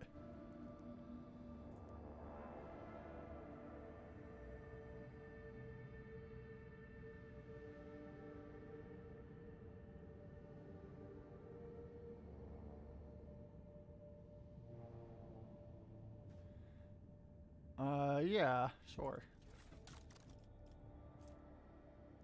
Archaeotech lasgun, neat. Boots.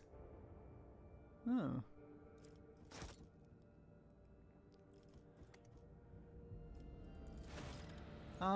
What is this? 3? Yeah, sure, grab it. Nope. Hulk. Vigilant member of Augur crew has detected small Xenos vessel. Yeah, open fire. Oh, didn't get anything for that? Sad. Sad, sad.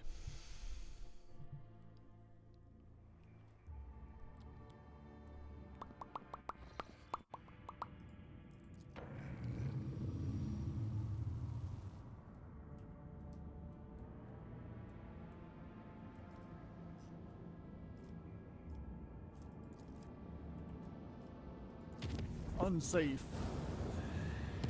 Oh, good. Nothing bad happened.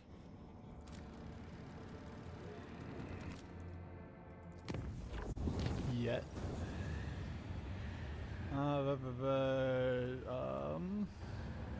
Jeez. Saying the cooling system has reported an incident of sorcery. The shadows in the cabins and corridors are coming to life. The voidsmen say see strange writhing things lurking in nooks and crannies in the edge of their vision. They look away, a thing spreads over rooms, gnawing on everything in their path and attacking the weak and infirm. The strange creature cannot be caused, almost as if they sense they are being watched and sink into the many cracks between the machines and bulkhead. Yeah, faith and prayer. Yay, did it. Cool. Chart new routes. Is there anywhere we can go from here? Negative. Visit.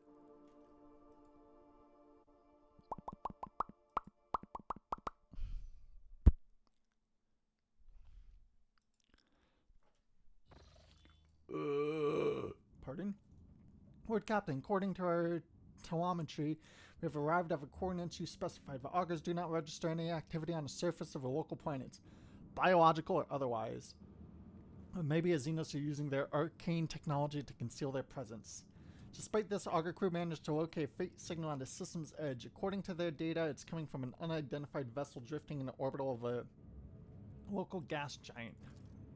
My kin could have been faced with a new threat, scavengers like pirates or something worse. If they were taken prisoner... I'm begging you, Entourage. Let us go send a shuttle. I can feel that the thread of fate has frayed and is about to snap. I cannot miss what may be the only chance to solve a mystery behind the disappearance of my home. Yeah, we'll get to it. Ooh. That's a cool planet. Yeah. We don't need plasteel.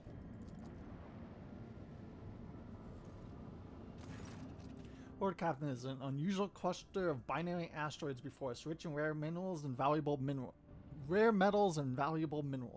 They're moving in fairly stable orbital, which suggests the possibility of constructing a mining station inside. Okay, did you do it? Someone do it.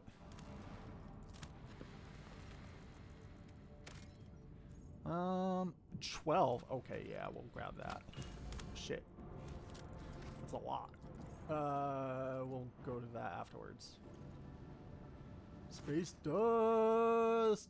Our void ship has passed through a cloud of cosmic dust of unknown origin. Unfortunately, dust particles were covered with an icy shell that is frozen into a thick sheet of a void ship's hull, blocking some of the technical vents. We'll take some... Okay. So, effectively nothing happened. Got it. That looks like a marble. Hey!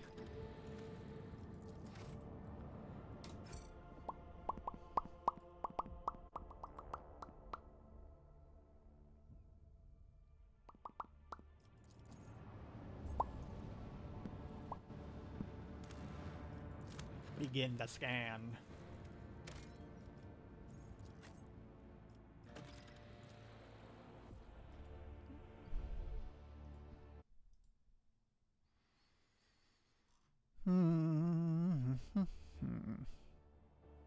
We wish Twitch was a bit better about dealing with bots. Like, so like it says there's 2 viewers, right? But then if you look at the user list, it's long. There's like 20 users.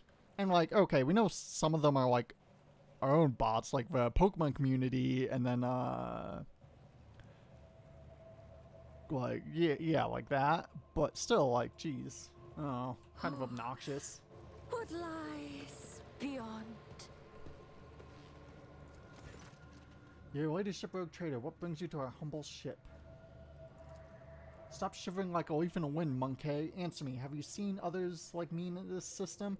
If you have, tell me where, when, and under what circumstances your path crossed and diverged afterwards.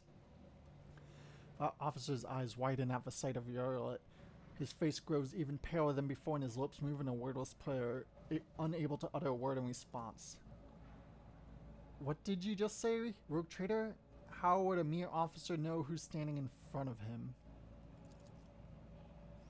I've seen people like this before, afraid of their own shadow. More than that, I have turned my underlings into this. He has been tortured. How do you know I'm a rogue trader? Emperor, forgive me!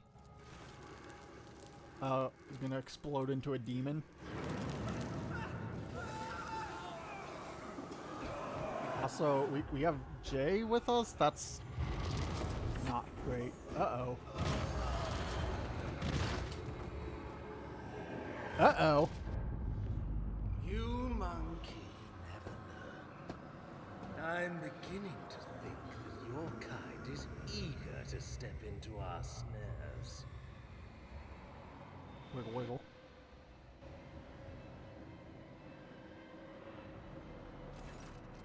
You gas sucking in the poison air, each breath scorching your insides with liquid fire from throat to lung. Every cell in your body is engulfed in maddening pain, as if you are being doused in molten metal, skinned alive and subject to yet another form of torture. You hear sounds coming from somewhere far away, the moans of your people, the shuffling of bare feet, light footsteps slowly getting closer. Rogue Trader, a long-awaited meeting indeed. You can barely see anything through the haze of agony, but you still remember a voice well, the voice of a Xenos who devastated your capital will. Hazard's face is hidden behind a helmet, but his tone leaves no room for doubt. He is smirking. No, what have you done? Are you dissatisfied, my king? I promised that you would have... I promised that you would have your precious craft world survivors. And so you will. I will take you to them. I might even be there to witness your jubilous reunion. Damn you. I will strangle you both myself. That seems unlikely, Monkey. Both of your fates are now mine to decide. The inferior flesh has betrayed me. You must have punished it poorly, Iron Monkey. No matter. As a captive, you will learn how to apply the art of torture to make it fear the very thought of betrayal. Bring in the injectors. The Monkey I promised to Teravanis are among them. I do not want those wretches to move an inch until they're in the hands of an arch-machinimator. As for you, you will have your share of paralyzing dreams too, but I'm gonna keep you. You are far too precious to be surrendered to a madman playing with fire.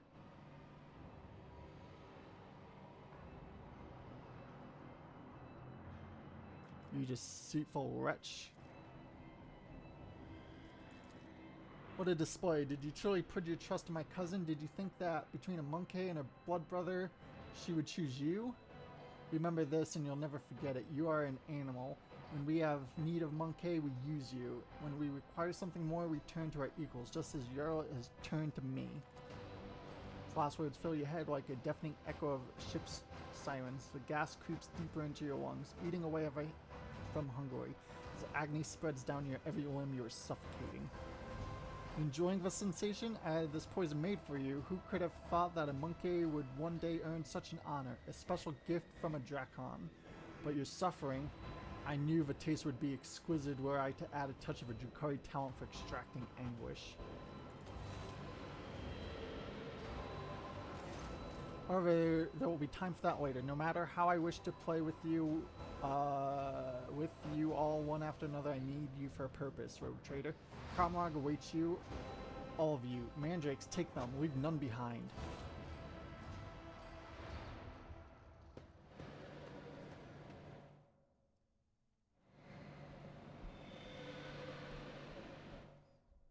Okay. But oh, we might reload and then see if we can not have Jay in our party. Guess it's whatever. I don't know. Uh-oh.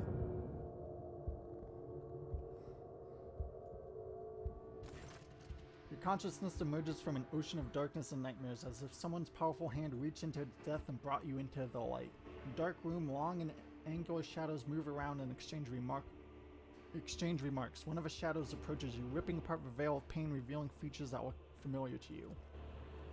You're awake, monkey.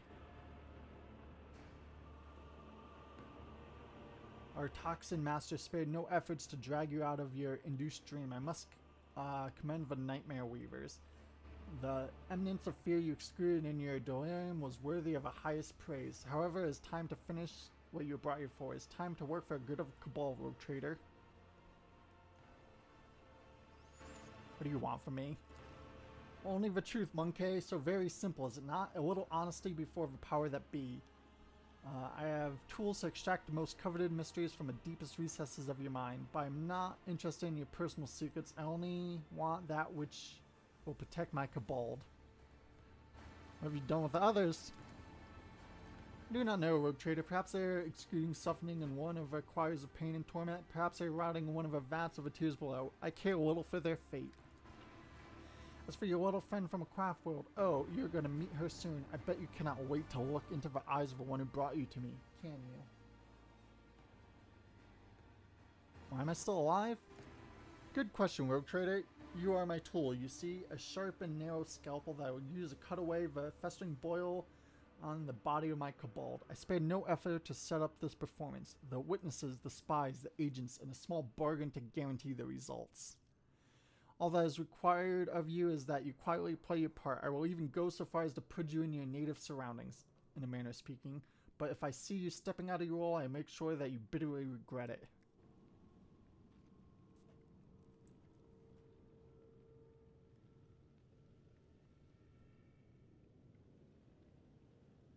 How about we make do without rules and posturing? There's still a chance to strike a deal. You're trying to hold your own even in the face of overwhelming force. How touching, but enough talk. One of the shadows near you and your head is forced backwards. Elzara brings a hand holding a strange object closer. You manage to make out translucent glossy skin, bluish pulsating organs beneath, and a little head with serrated jaws before the Drukhari pushes the larva into your face. I don't like that. Oh jeez. Sensing warmth, the creature springs into motion a moment later. As it blindly pokes at your skin, it discovers your nostril and rushes forward, stretching your skin and tearing through the mucous membrane. Unbearable pain overwhelms you as the larva begins to force its way through soft tissue and cartilage, each of its movements causing a crunching noise to reverberate through your skull. The creature greedily bites into flesh and moves ever upward past the bridge of your nose, past your eyes, and then something alien invades your consciousness. Darkness clouds your eyes, but the sensation of an alien presence does not relent. This is not a conscious mind, but something primitive yet unbelievably strong in its unknowable pursuit. It is crawling around in your thoughts, scratching them with its sides and changing their shapes. Perhaps all of this is just a bad dream, quirk of a intellect exhausted by endless troubles. Calumny of a mind too weak for the burden it was made to carry. A stray light dawns at the edge of your perception.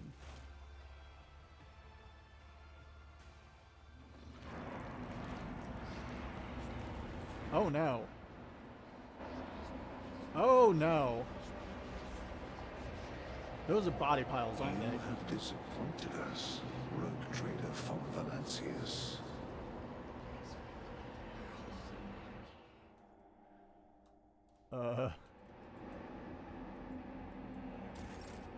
One step at a time, amidst the madness.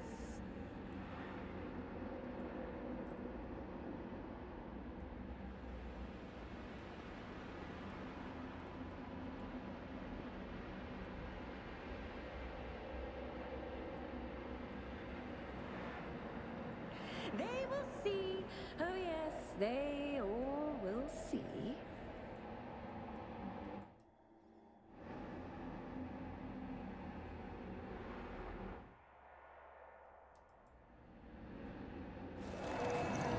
You are accused of consorting with Xenos, betraying the Imperium, and neglecting the interests of humankind.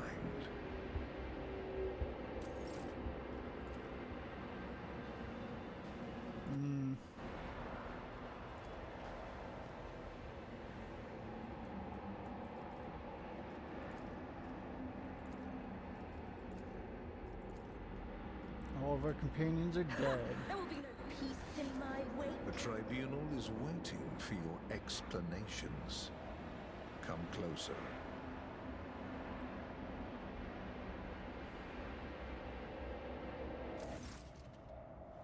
Here comes our principal witness, the rogue trader herself.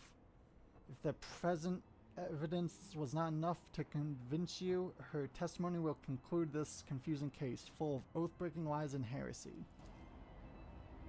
You dragged this girl into this trial and now expect someone will lend an ear to a lowly heretic's testimony? I thought better of you, Interrogator von Calix.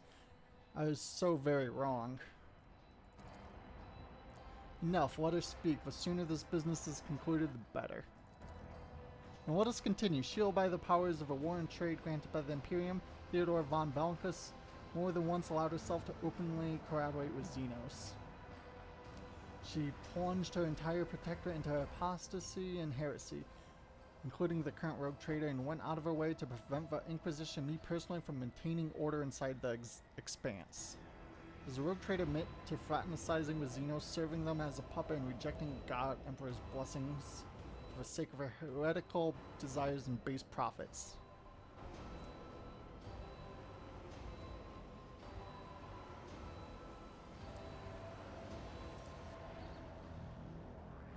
Xenos is gone. Why is the Lord Inquisitor here? And Theodore's reanimated corpse too.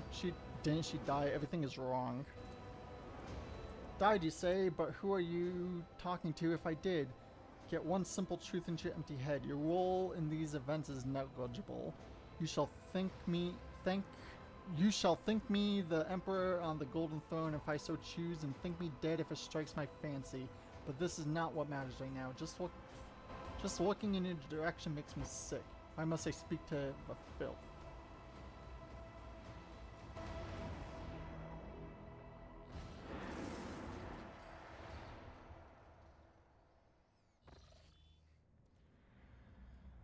Rogue Trader, are you alright? Or was one of your heretical associations with the Xenos so disruptive that you lost your mind?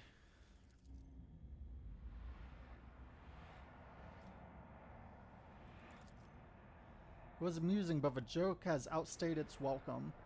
It is painfully obvious this heretic is dancing to your tune. Her word against mine? You have lost before you even unsheathed your blade, Hendrik. Do not worry, dear Lord Captain. It is not my intention to bring up unsupported claims. There was not much evidence to collect, but the mere fact that the rogue trader inevitably ended up right in a place when a Drukhari attacked her world and merchant vessels, even sometime late, is the best proof that she was collaborating with other Xenos. Who else could provide detailed information of a Cabal's future movements and rated targets?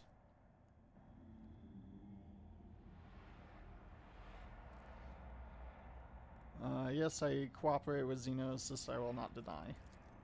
Cooperation is a double-edged sword. Sometimes you use your partner, sometimes your partner uses you, which is what happened to a rogue trader. Lady Theodora used her to undermine the standing of Imperium in the Expanse.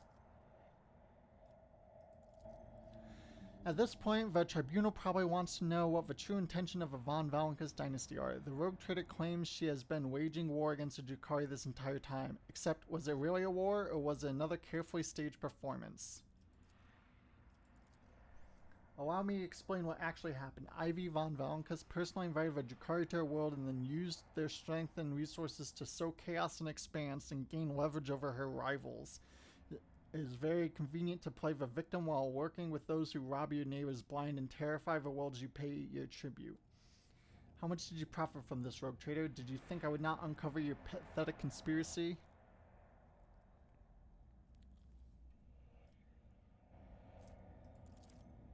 Rogue trader, you are destroying your only chance to make yourself useful to Inquisition and me personally. Do not tempt fate and do not resist the examination. Are you really saying your war with the Drukhari was not a hoax? Then how did you and your fool subjects know the coordinates of an enemy ship every time? How did you know their targets? How did you think your expert on all things Xenos was shrewd enough to divine the carefully devised plan of the Kobol's finest?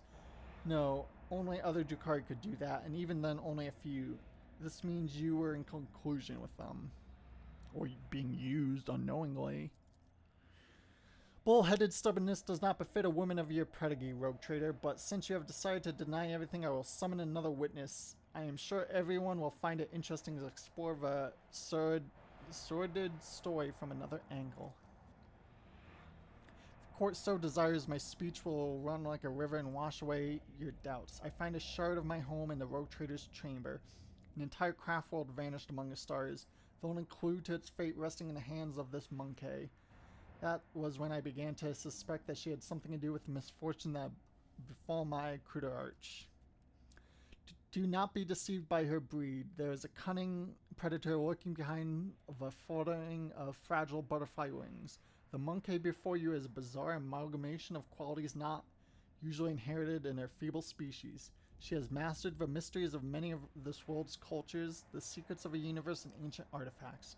The fine art of war, the intricacies of deceit, are all embodied in a single monkey, however hard it may be to believe. However, the thread that bound our path broke the moment I realized the monkey's involvement and disappearance in my home. To flee the rogue trader, I tracked down and eliminated a chief tracker who pursued our kin into this part of the galaxy for many years, thus earned clemency before this court. So, Arcades did not simply vanish, you helped him disappear. I say he has only himself to blame. An agent who cannot recognize an impending threat is useless. No, this is wrong. No court in Imperium would ever admit to the testimony of a Xenos. You're only allowed to speak when questioned, but since the rogue trader is so eager to make her voice heard, by all means do. The court is curious to know what you glean from this interrogation.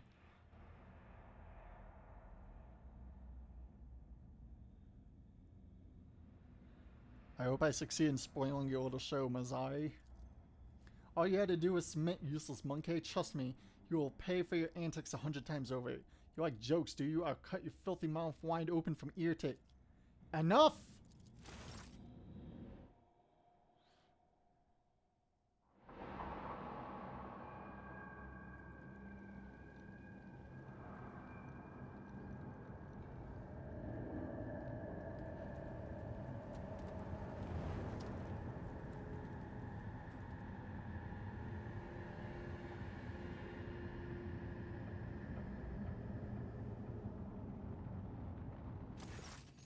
After the spell is lifted, staggering pain pierces your body.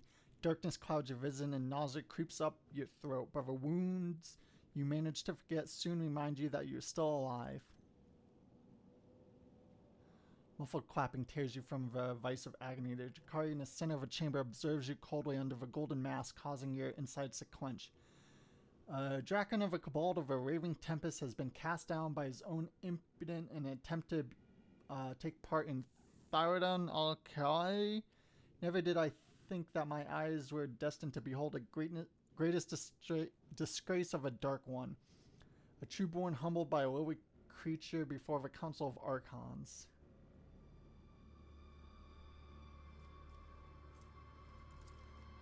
Xenos is wearing armor encrusted with jewels and stands calmly next to the speaker.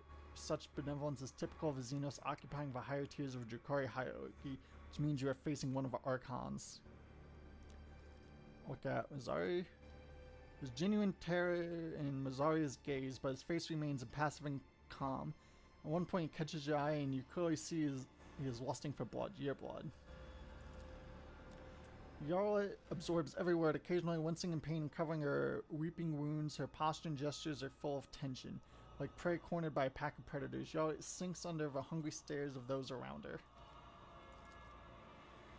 One half of her face is hidden behind a golden mask with an intimidating visage. The other half is showing a malice sharp-toothed leer. The Xenos' elaborate armor is decorated with skulls and patches of human skin impaled on countless blades and hooks. He carries himself with the authority of ease, as though he's a ruler who holds the fate of all those pressed tightly in his grasp.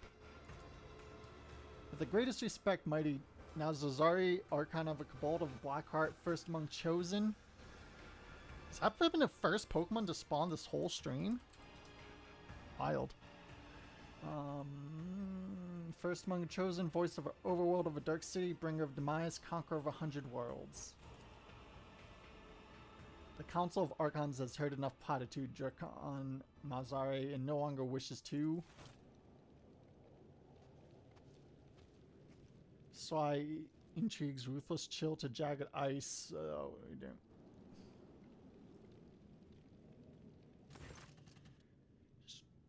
Oh, is this a Harlequin? Virtuous, verbose for cut and thrust. Keep time with fate's own machinations great. Yeah, it is. But those deft footwork leads to naught but dust. While from its brutal finish none can save, this play the puppet master granted me, though murky stalks upon obligatingly. The great puppet master has, as Vect himself, invited you to this chamber. No matter, you may be our guest, Abanian, but you are merely a spectator in a performance, and spectators do not belong on a stage, as you undoubtedly know. Do not interfere. A shadow in the shadows will I be. A bright, moldy, and hollow suit of a mask hiding its owner's face in graceful, subtle movements. Before you stands a Harlequin, another representative of a multifaceted Aldari race. The Xenos catches your eye and nods. For a moment, the play of shadows on the mask appears to twist its expression into a mischievous grin. Vect. Jeez, that's like the ruler of Kamrog. Like, the big Drukhari cheese, if you will. You heard many grueling tales about the atrocities of a Drukhari, but the cruelest and vilest always involved Abdudel Vek, the Archon of a Cabal of a Blackheart, the supreme overlord of Kamrog, the most dangerous of all his dirt kind.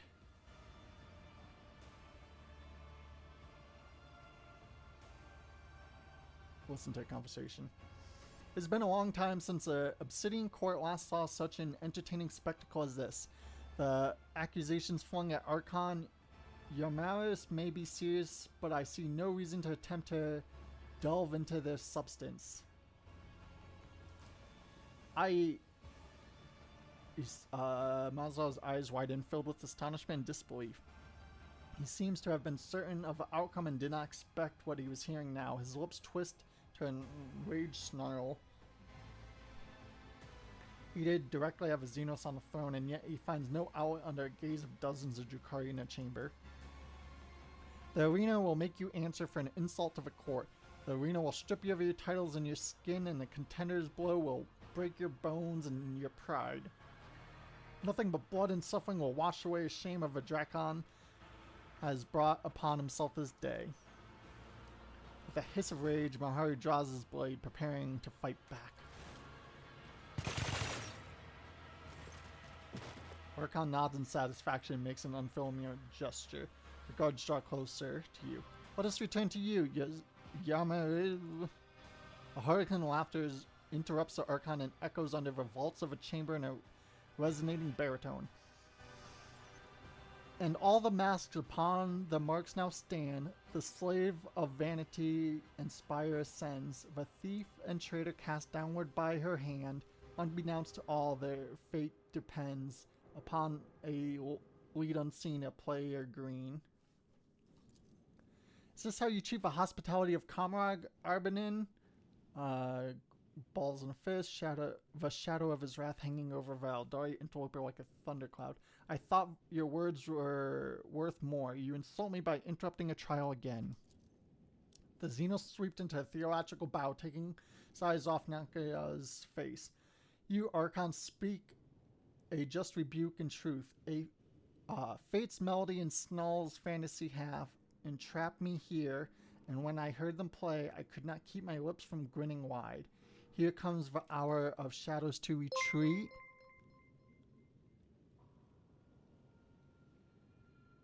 Aw, thanks for following the kind words. You're awesome too. Lucky Hurts. I could not keep my lips from grinning wide. Here comes the hour for shadows to retreat. To where the curtain waits to rise, the laugh, with no beginning now sends forth the call. Ow! We didn't do anything. Why'd we get hit? Rude.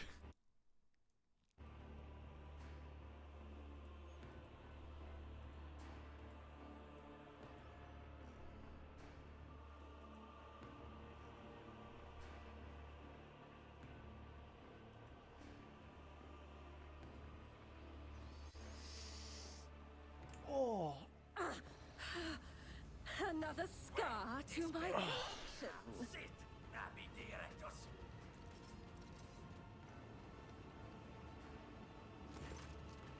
The world is an imperturbable haze of warm pain. You lie motionless. No, you rest in the murky gloom, slowly dissolving into nothingness. Sometimes your repose is troubled by unpleasant and persistent tremors coming from a place where your legs used to be. You do your best to ignore them. Our legs used to be? Away, you vulture, this is not your prey. A vaguely familiar voice reaches you through the curtain of darkness, but your disobedient thoughts refuse to reveal where and when you have heard it before. Was it just recently or 100 lifetimes ago? The trembling coming from your legs is replaced by a violent jerking motion, and then it finally stops. From this phantasmagoria retreat and deftly siege, my merchant vagabond, the puppet master strings left dangling. Again, and rise up to take your place and dance. A spark ignites in the darkness and light rushes, cuts through a gloom that envelops you. An ugly image of a reality around you assaults your retina. You can feel your body again and realize it's filled with pain. Your shoulder is sore from an injection.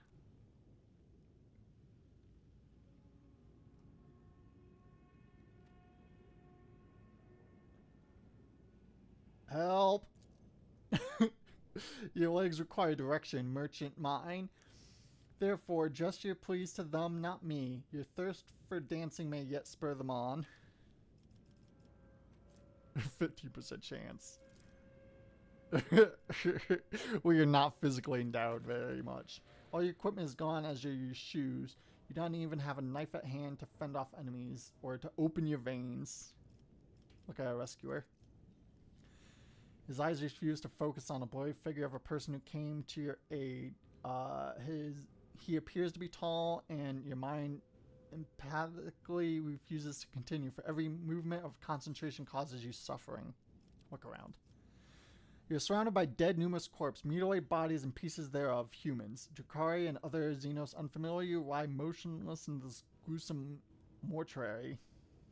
I have seen you before. Who are you?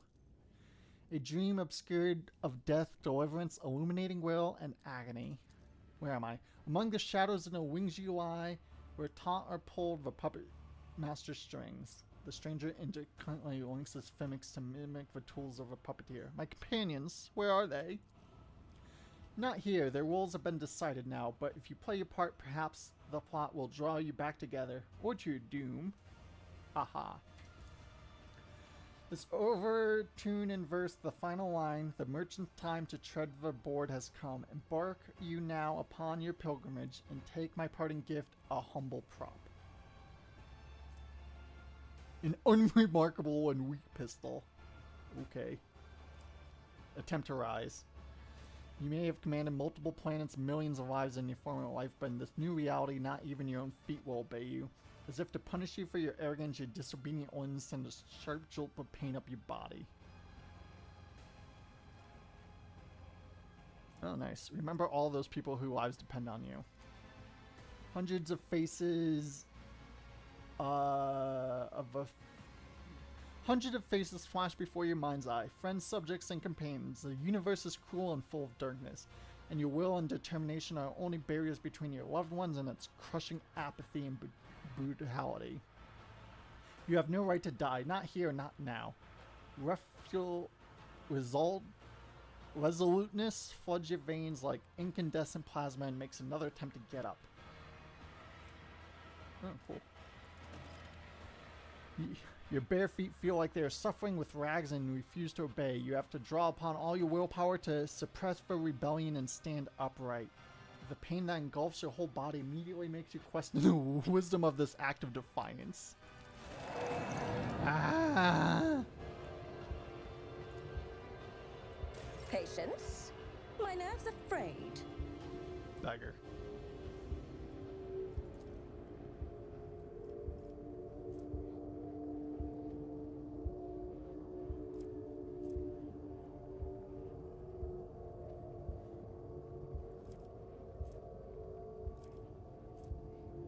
Jeez.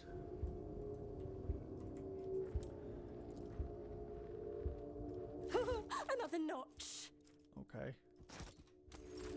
Alright, I guess we'll equip that pistol. Because we don't have anything else.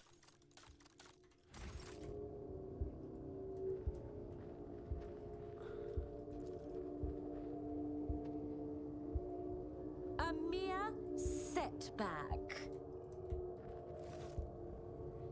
Your wound barely hurt at all and your body feels surprisingly light. Uh-oh. That seems bad. What lies beyond? This failure shall not define me.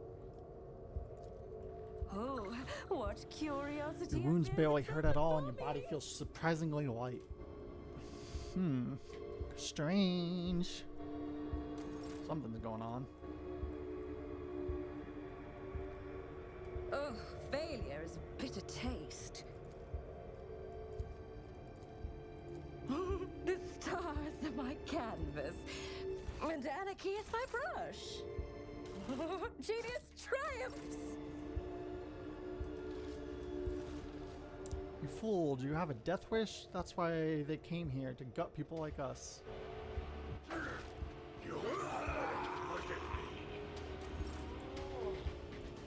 A mere setback?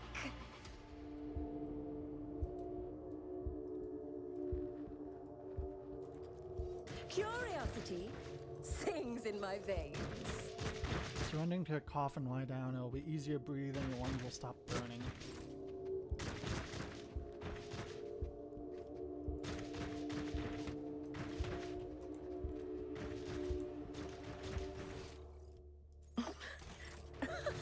They will see. Strange. Oh, yes, they all will see.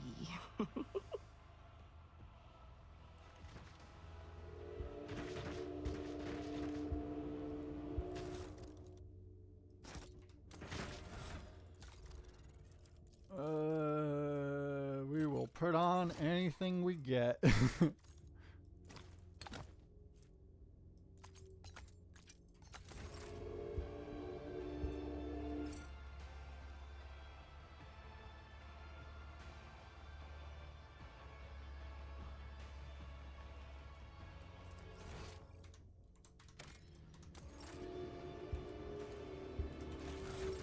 So they'll attack if we go over here? Curious creatures. I wish to vivisect you. Schemes within schemes.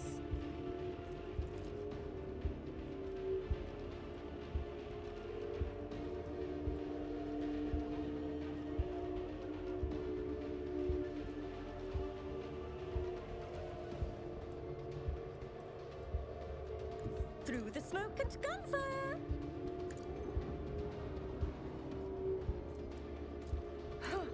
Let's see. Uh-oh. Mistakes may have been made. What if I'll return the pain tenfold. Let's see.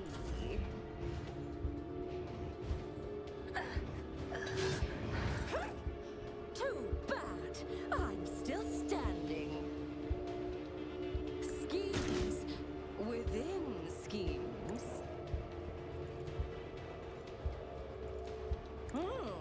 Let's see. You know what? Here, let's just... We don't think that's happening. We don't see things working out very well doing that.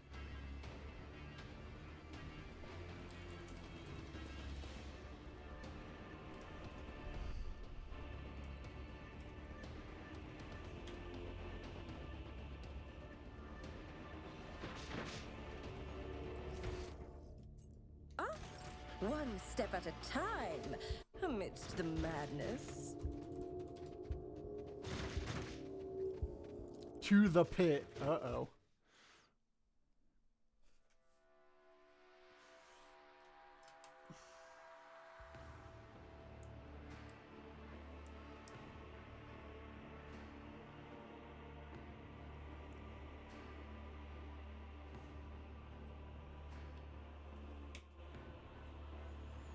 The pit.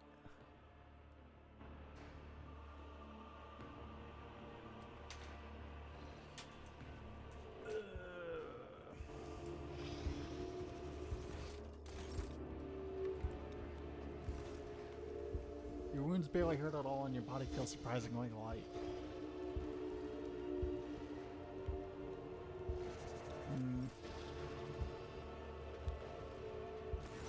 Malice?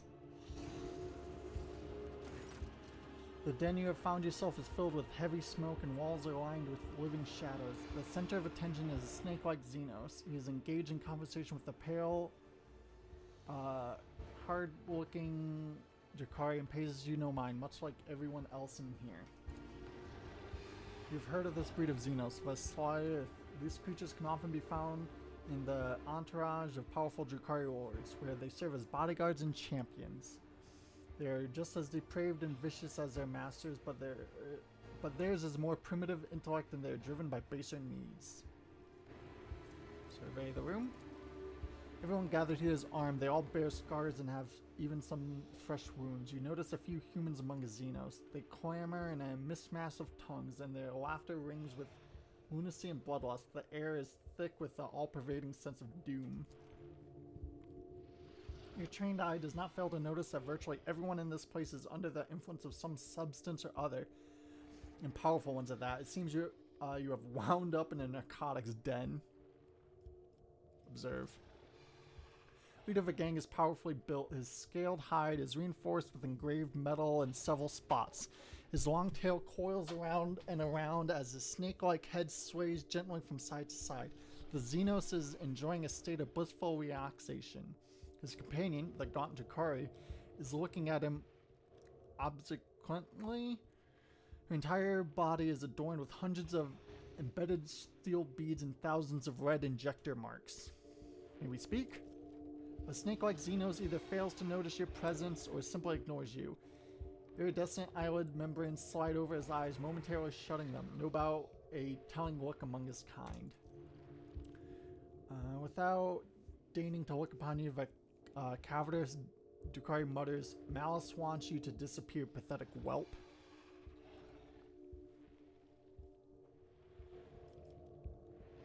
You're Malice, I take it? The serpent head turns towards you with inhuman fluidity, his forked tongue tasting the air. I am Malice. You are an inconvenience. Get lost or we'll find out how Malice deals with inconvenienced humanlings. Okay.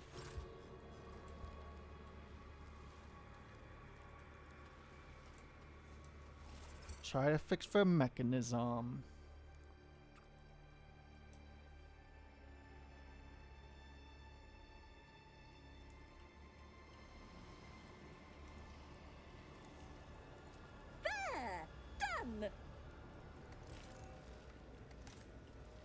Not sure what that did.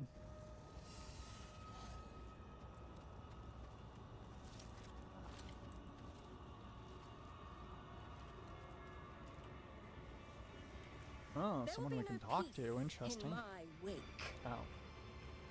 Never mind, not really.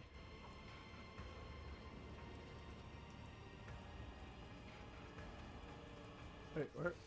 Oh, okay. Understood.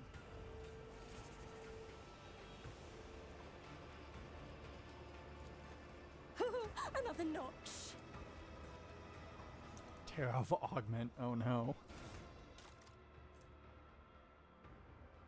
Cranial shunt marked as a property of an Astros Militarium and used to directly connect to armored vehicles. Oh, cool. Whoa, exploded.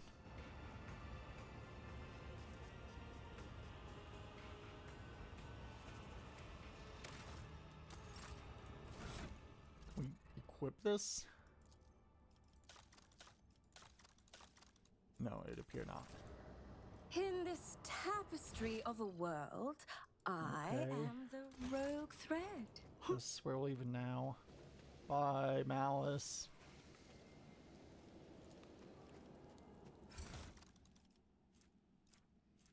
Oh, apparently we missed some stuff. Cool. Armor will be nice.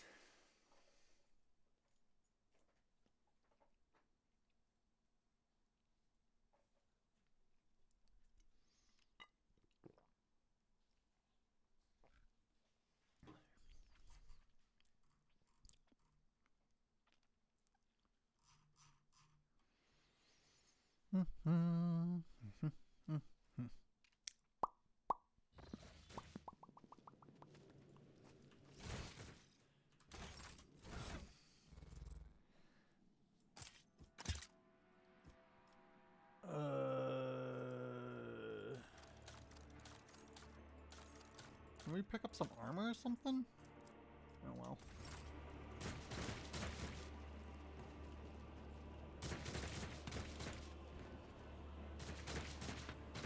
What lies beyond? Can we take this back up? No?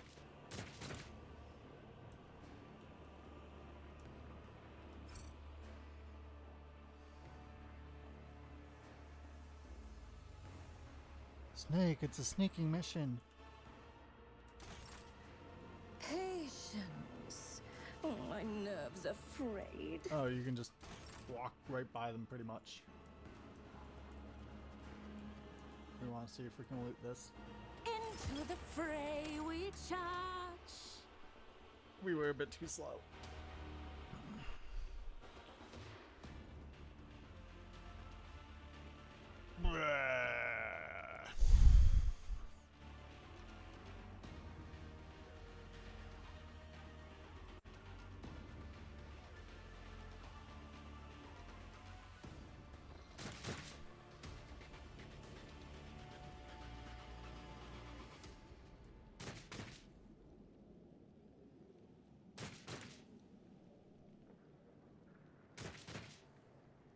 Oh no.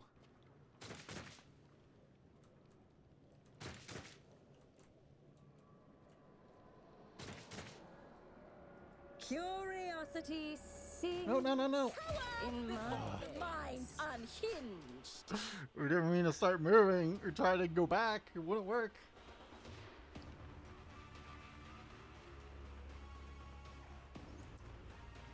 We don't feel too confident in combat without at least a good sniper rifle. None of our psychic powers do damage.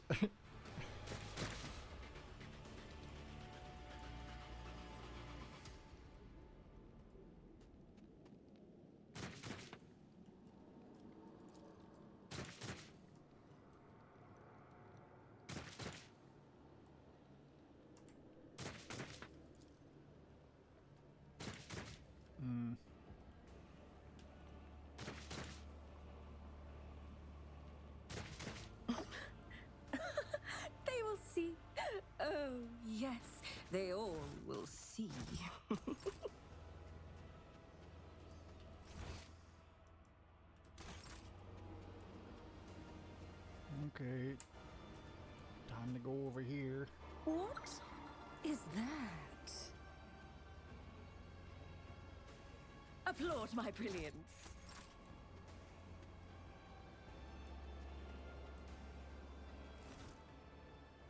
Wounds barely hurt at all and your body feels surprisingly light. That's really bad, it seems.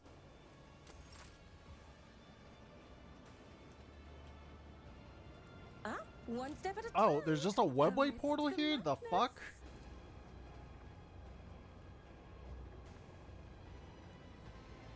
Press the activation button.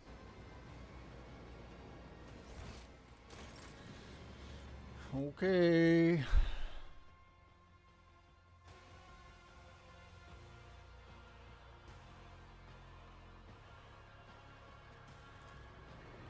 Woman's eye stares at you through a glowing portal. Rather, portal is the eye of some. Oh, and its maw. Oh, okay.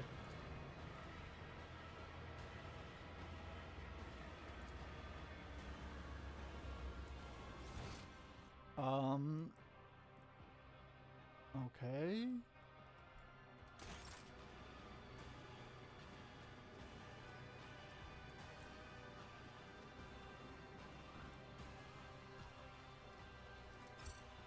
Think we can just like grenade them.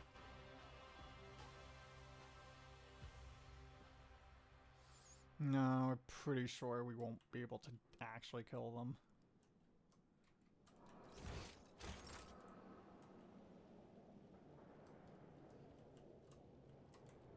Oh, what lies beyond?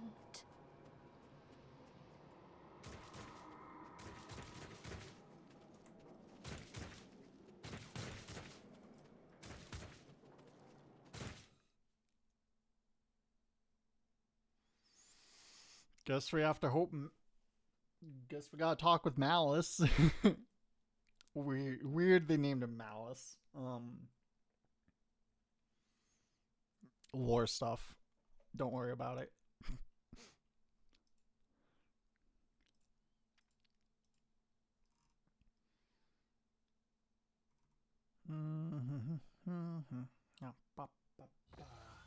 Okay.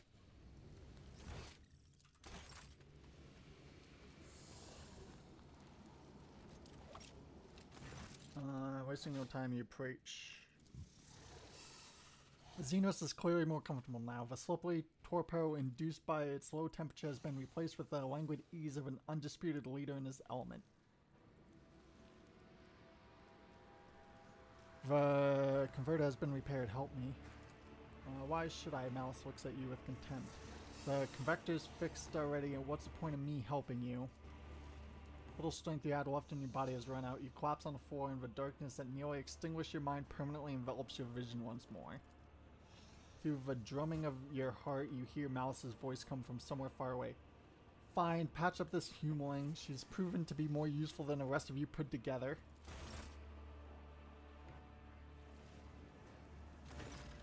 Sensation slowly returns to you. Your body is still in pain, but you're no longer on the brink of death.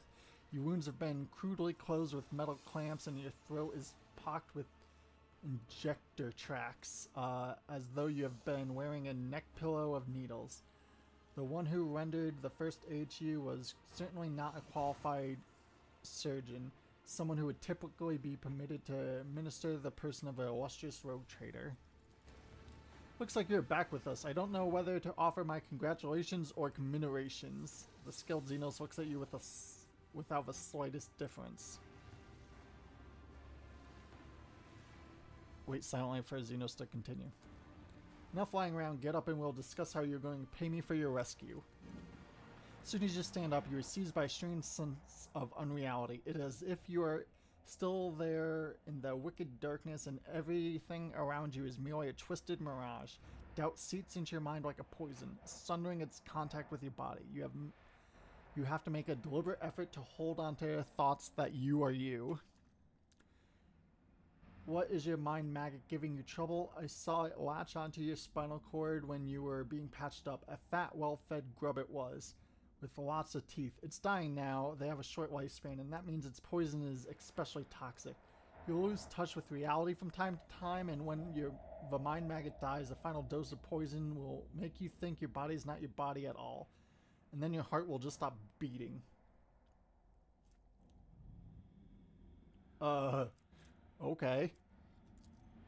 Could have pulled that thing out of you, of course, but I thought, why should I? Consider it a guarantee of your gratitude towards me. Yeah. When you've earned your healing, I'll release you from it. Or you can reject my gracious offer and look for help elsewhere. Have you heard about the humanling that is always hanging around the gate of an astronomical opera, gasping for breath and begging for the homunculus to save her?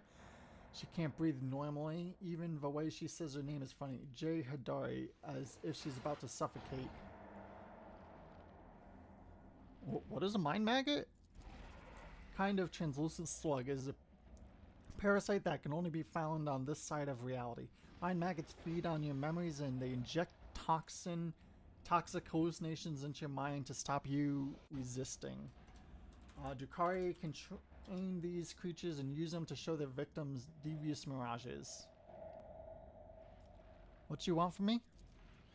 Kill for me. Go to the mangled sector and find a freak called the Commissar, one of your kind, and spill his guts for me. Do that and you'll earn my favor, and in a chasm that counts for a lot.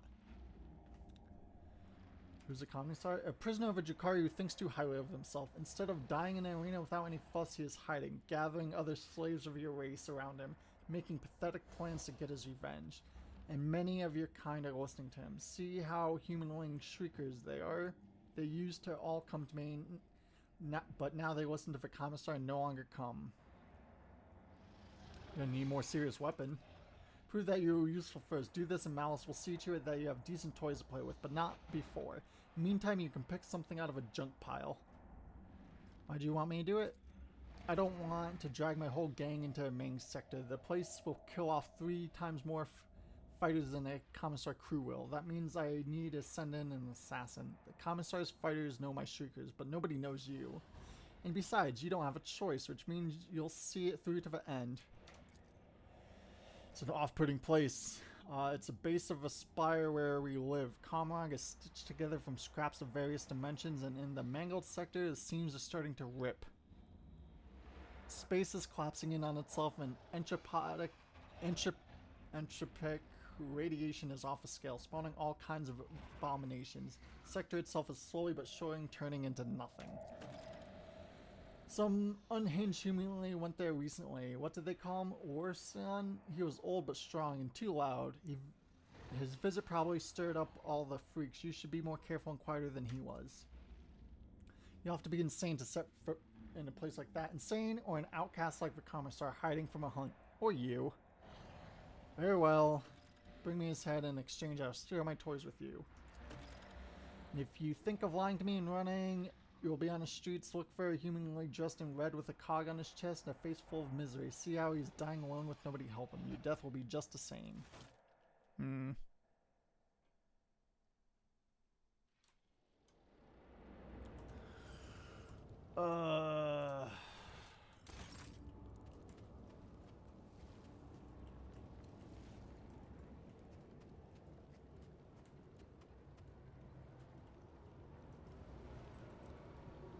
There will be no peace in my wake.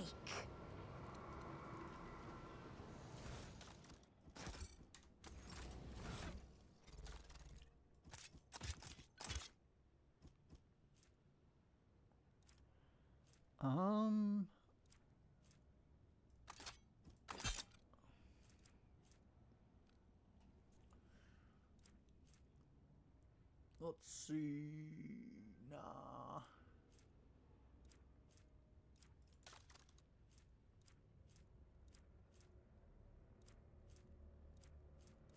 What's the difference? Oh,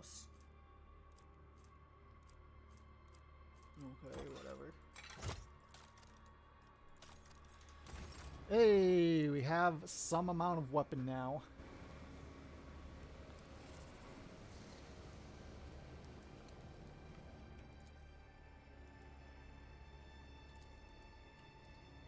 Curiosity sings in my veins. Flash of searing pain causes the contents of your skull to burst into flames. Yeah, that'll happen.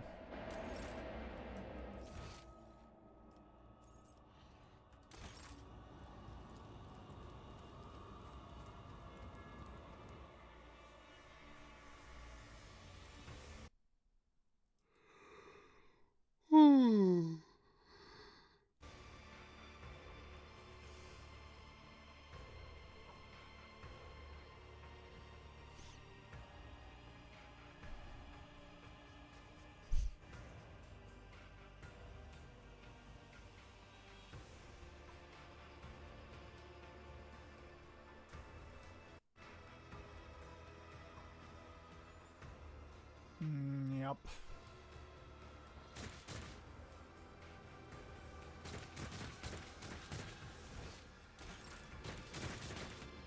Goods. Okay. Sure.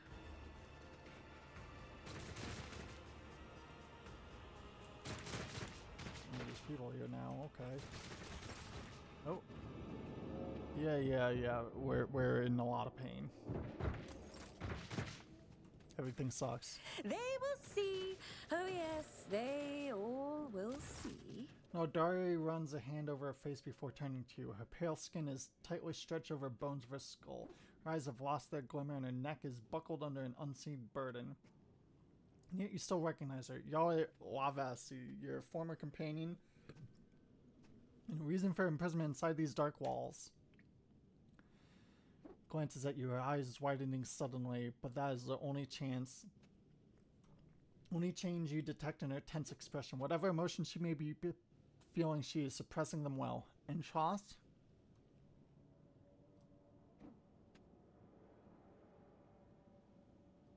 You're alive? Your voice, do I hear a likeness and jubilation? But how can that be? Because of me, you...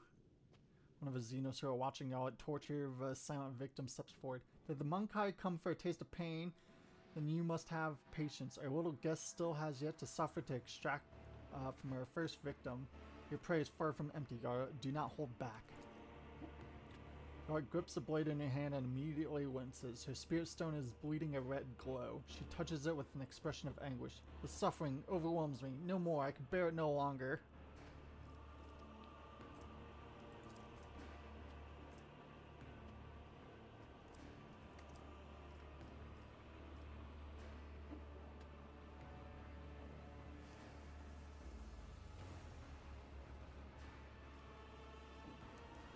Rip a blade out of her hands and kill the Jakari.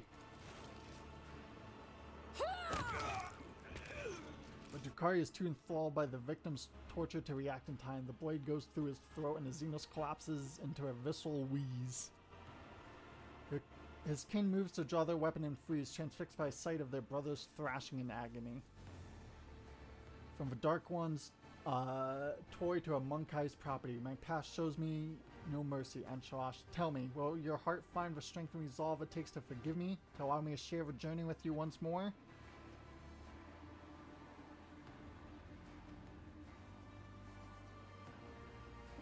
We will yet to have word about your deeds. Now, however, it's time to leave. You're right. Explanations and understandings are now ours to pursue, and yet your willingness to accept me back astounds me, Anshalash, and it frightens me in equal part. Ashion, heed my words. I will not fail your faith again. And now let us walk away from nightmares that reach into our stings, into the darkest recesses of a hurting soul.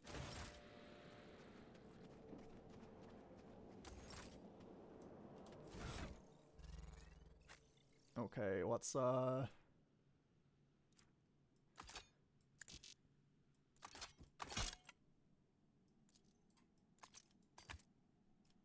that's all you get, apparently. Oh,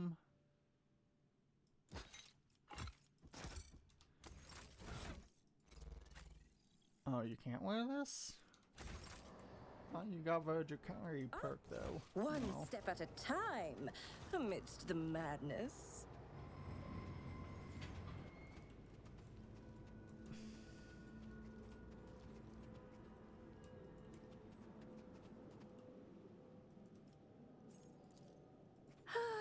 this tapestry of a world.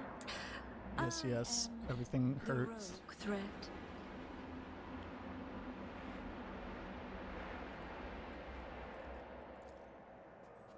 This failure Nice. shall not define. Wait, it was a failure? Oh. Then, okay. Not sure. Ow. Weird. Activate the switch, okay. Yes! Genius triumphs!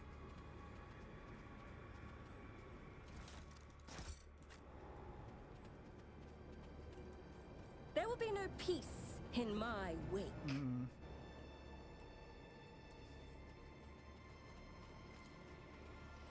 There. Done!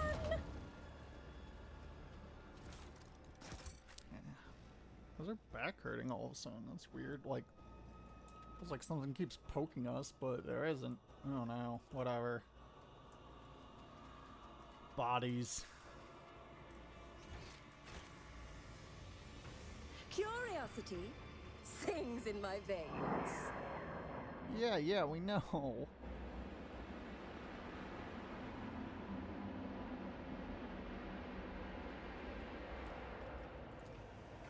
Applaud my brilliance. Genius triumphs.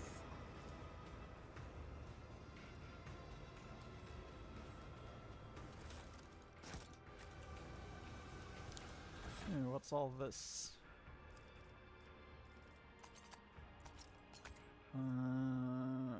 Melee attack rating is increased by... Okay, that's kind of cool. What? Darling, no. When wears Deadshot Eye criticals against afflicted... Wait. Wears Deadeye Shot critical hits trigger exposed weakness against the... Oh, geez. Yeah, that's pretty rad.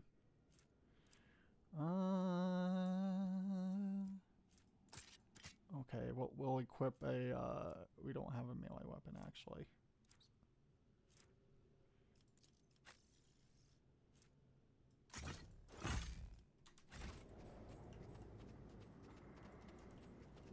What lies beyond?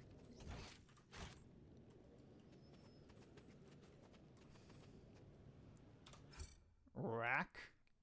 Oh, geez, is that a homunculus? Oh, no.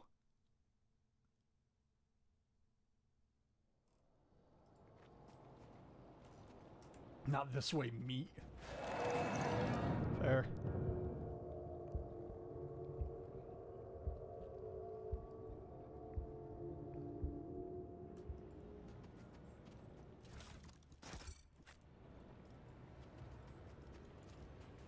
Another notch. I feel like we keep rolling pretty good on those 50-50s. Wait. Whenever the wearer performs an area attack, they provoke...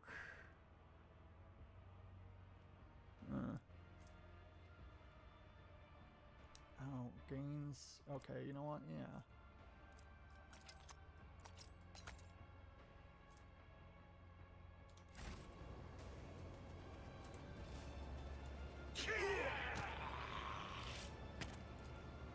There. Done!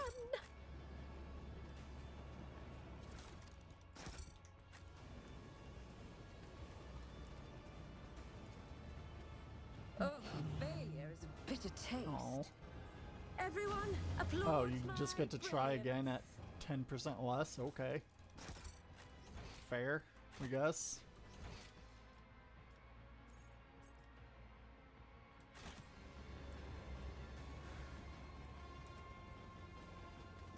Okay. Well, let's just save here.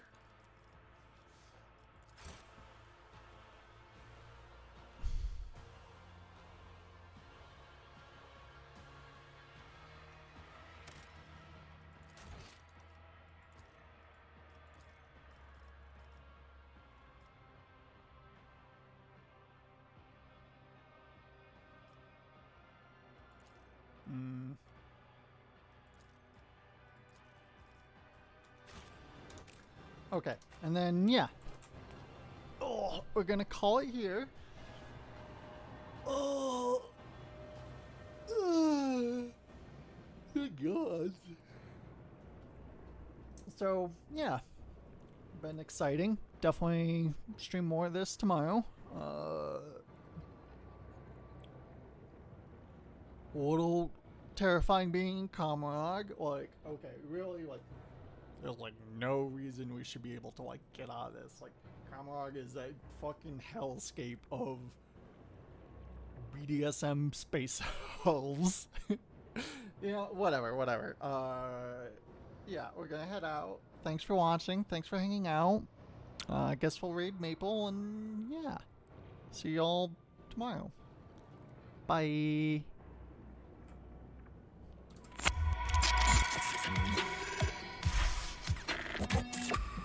we go, get that Pokemon. One last for the road. Alright, well, guess we have to keep the stream up for 90 seconds until that's done. Well, no, whatever. Bye.